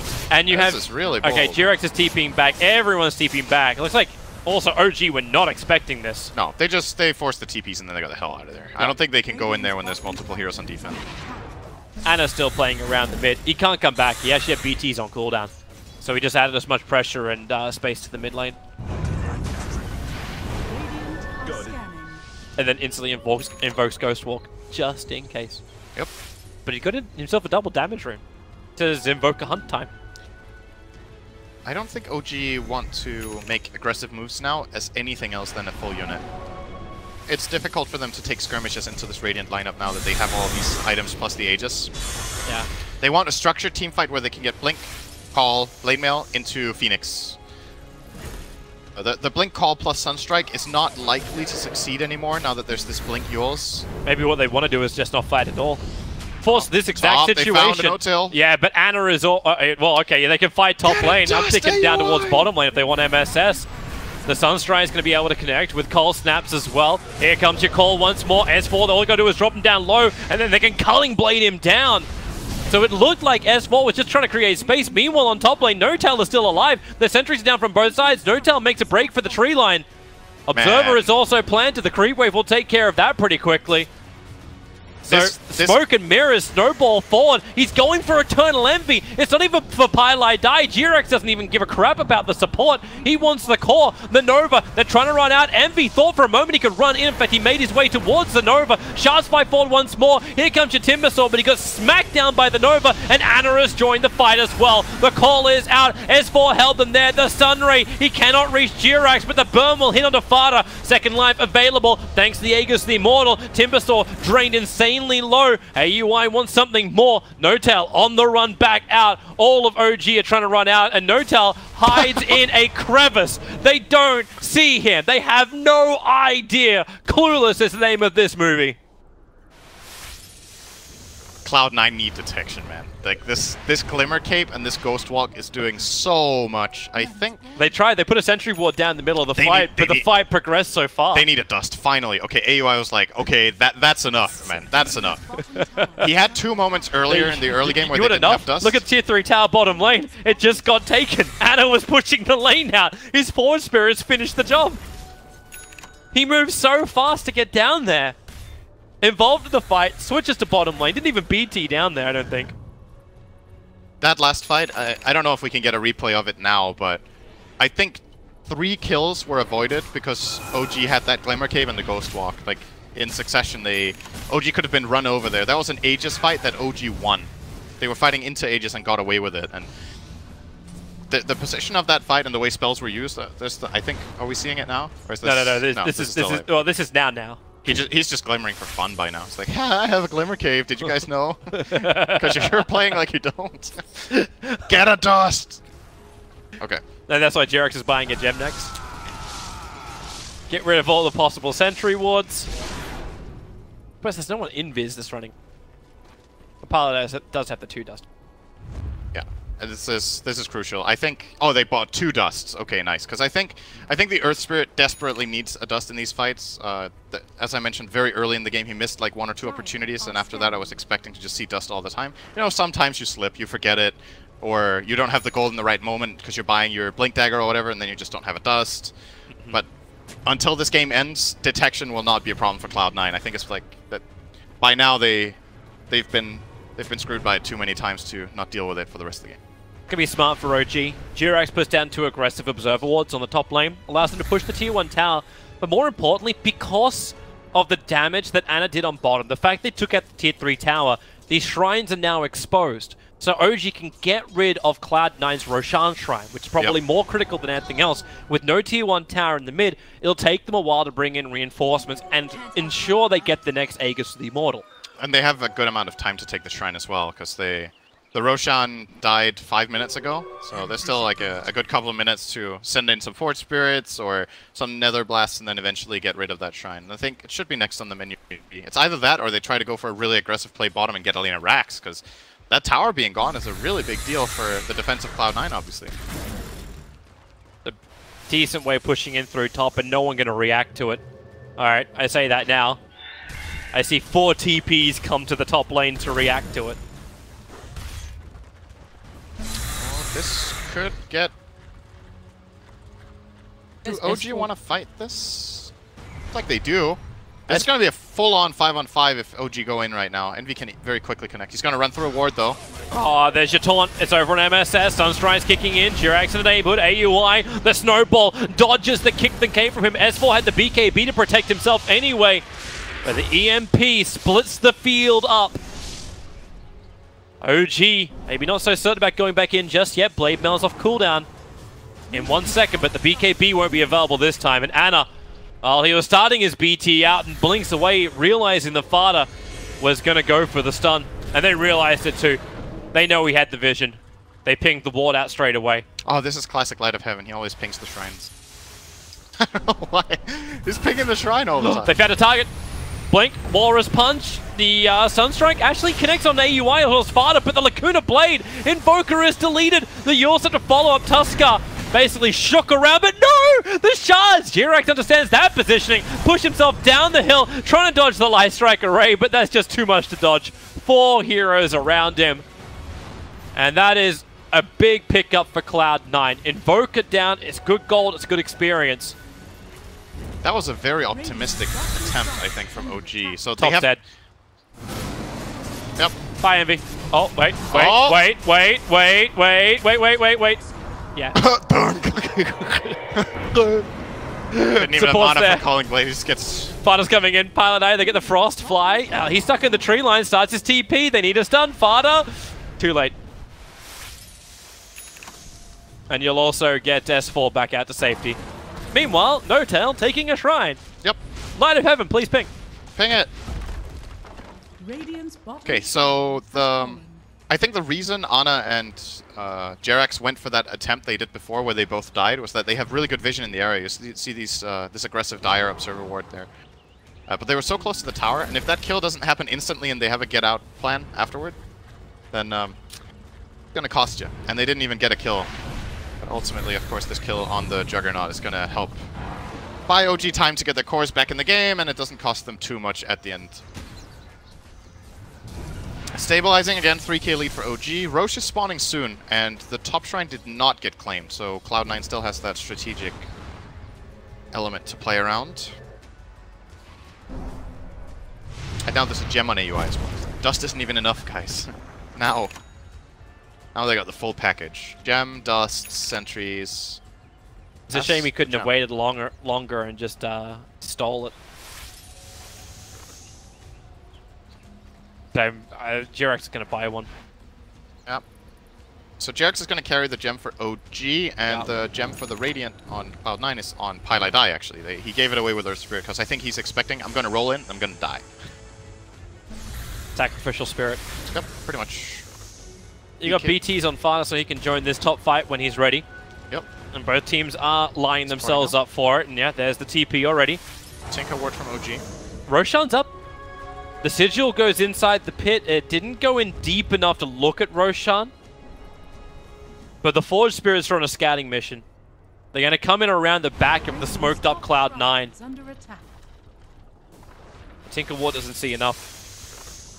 The line's being drawn now by AUI. Beeline to the tier 2 tower in mid. And that's actually the best place to attack. OG, I say they're not in position to defend from this. They have the low ground. So at least it'll be even ground if Cloud9 come down to them. This is a very big moment. And nobody finds anything. So OG dodged their smoke. And OG have their own. They're going to smoke themselves, I think, after this camp. It's like that cliffhanger at the end of Season 1. Don't worry, we'll come back for Season 2 at the end of the next smoke. OG aren't even checking. Yeah, they were literally in front of it. And they didn't have a look. The Forge Spirits should actually go in now. Yeah, the ping just came out from Flyers. Like, just put the Forge, just send one in. Like, oh, there he is. They got rid of the top shrine, so Cloud9 don't have that to play around any longer. Cloud9's smoke failing there is pretty important, because OG, as mentioned, still have their own. What's the timing on these BKB? 9 seconds on KB for Axe, and Lina is the only other one, right? 2 9 seconds. And you've got a 10-second BKB on the way for Invoker. He's already finished up his Ags and Octarine. Oh, yeah, okay, BKB and then into Shiva's appears to be the build order for App. Yep. BKB is an amazing item for both teams this game, so it's worth keeping an eye on the status of that. Is that actually the full Shiva's?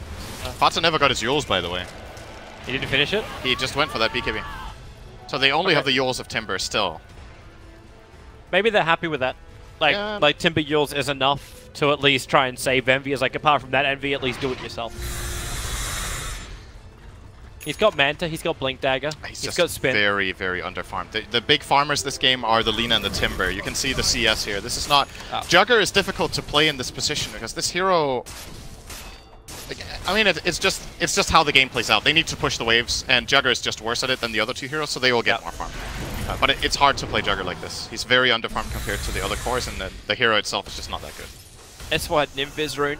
If he actually felt confident enough to move up the hill, he probably would have died, thanks to the Observer and Sentry, again, down for Cloud9. It appears every time they want to take a fight around Roshan, like this Obs as well as like sort of Sentry ward get planted just in front of the pit. Almost every time. So that same kind of position every time. I say every time in 2 games. Worth of like 4 sets of ward. Very important place to cover. Yeah.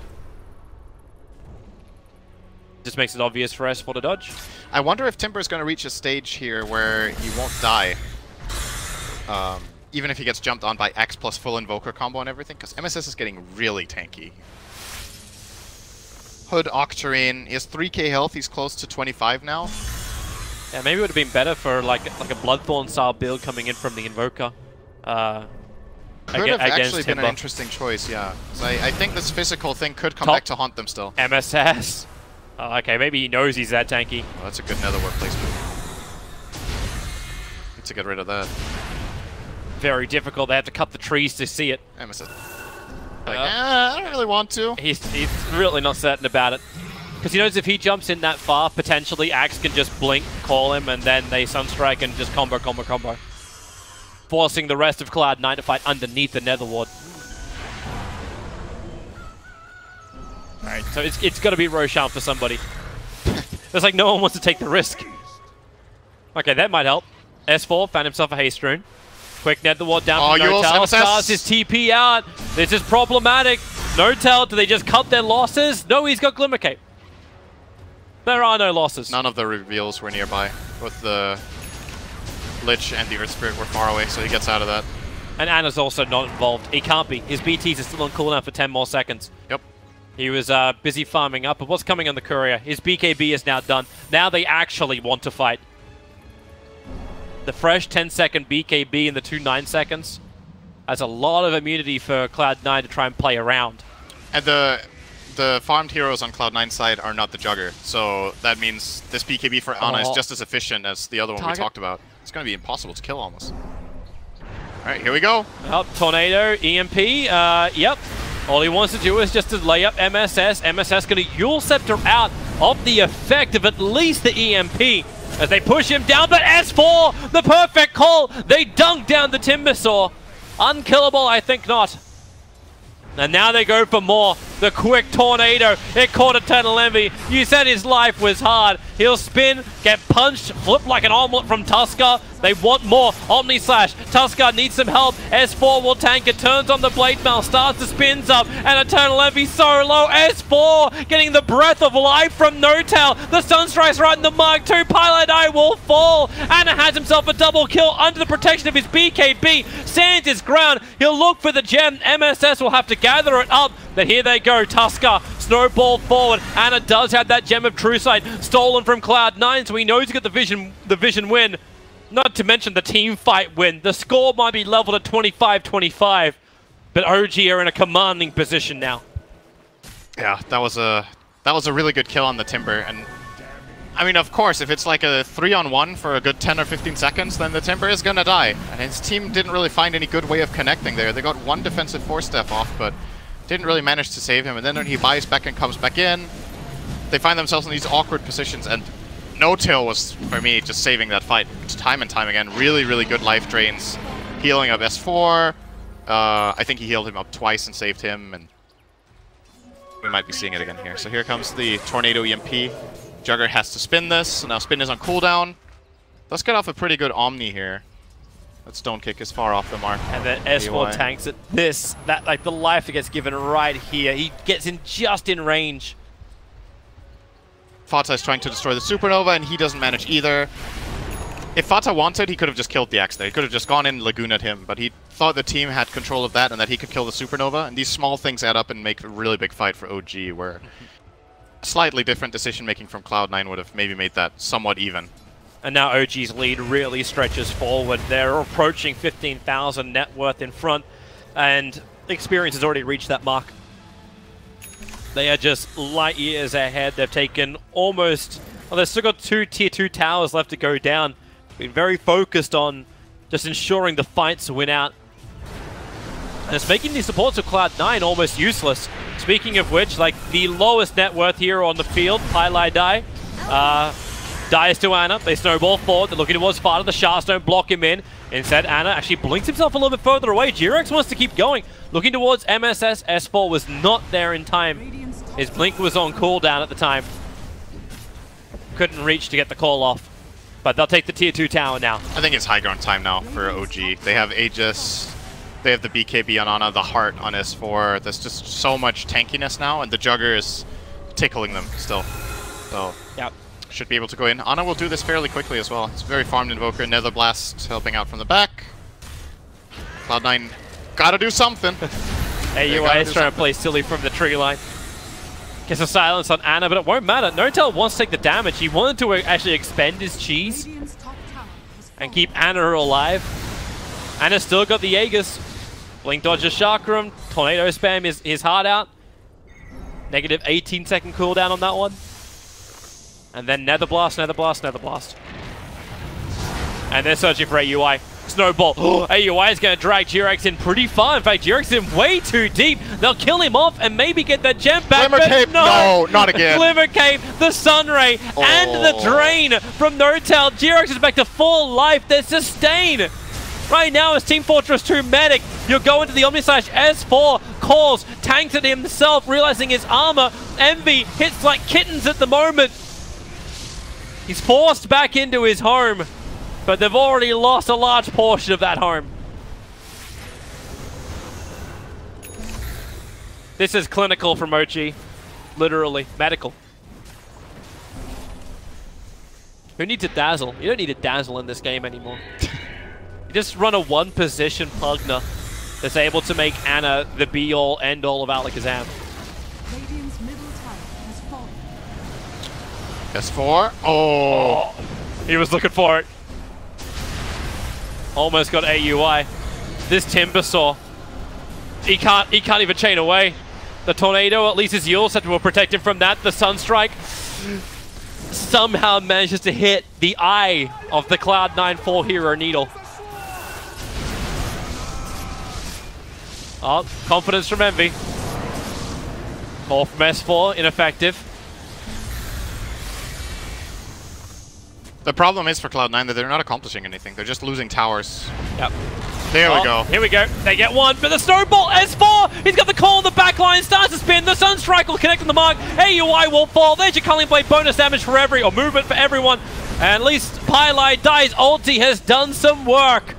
Tuskar will fall. The Geometry sights on the ground. Ana's completely bone dry of mana. But then again, NoTel is wetting his lips on Pylai dies. Something. Call. Lina. Trapped once more. Drained once more. S4 doesn't have his Culling Blade available. Will dodge the stun from Fada. The man who cannot dodge it is MSS. Running outside the base as far away as possible. Do they keep the chase going? It looks like Pugna wants to, sees the TP, and then realizes they come back. But they've already taken the top, they've already taken the mid. And there's the Aegis Immortal, burnt. Ana now has himself a full-size device, already replacing the slot. And Fada piglet it up. S4 will get the call. Perfect chain control. And GG is done. OG had a brilliant one in their group stage at TI6, and they're off to a pretty good start with this 2-0 victory over Cloud9. Yep, there's still some of those classic OG moments in this game. I think when OG go far in tournaments or even win them, I think the two most deciding factors are that they're very good at understanding when and how to fight, and they set up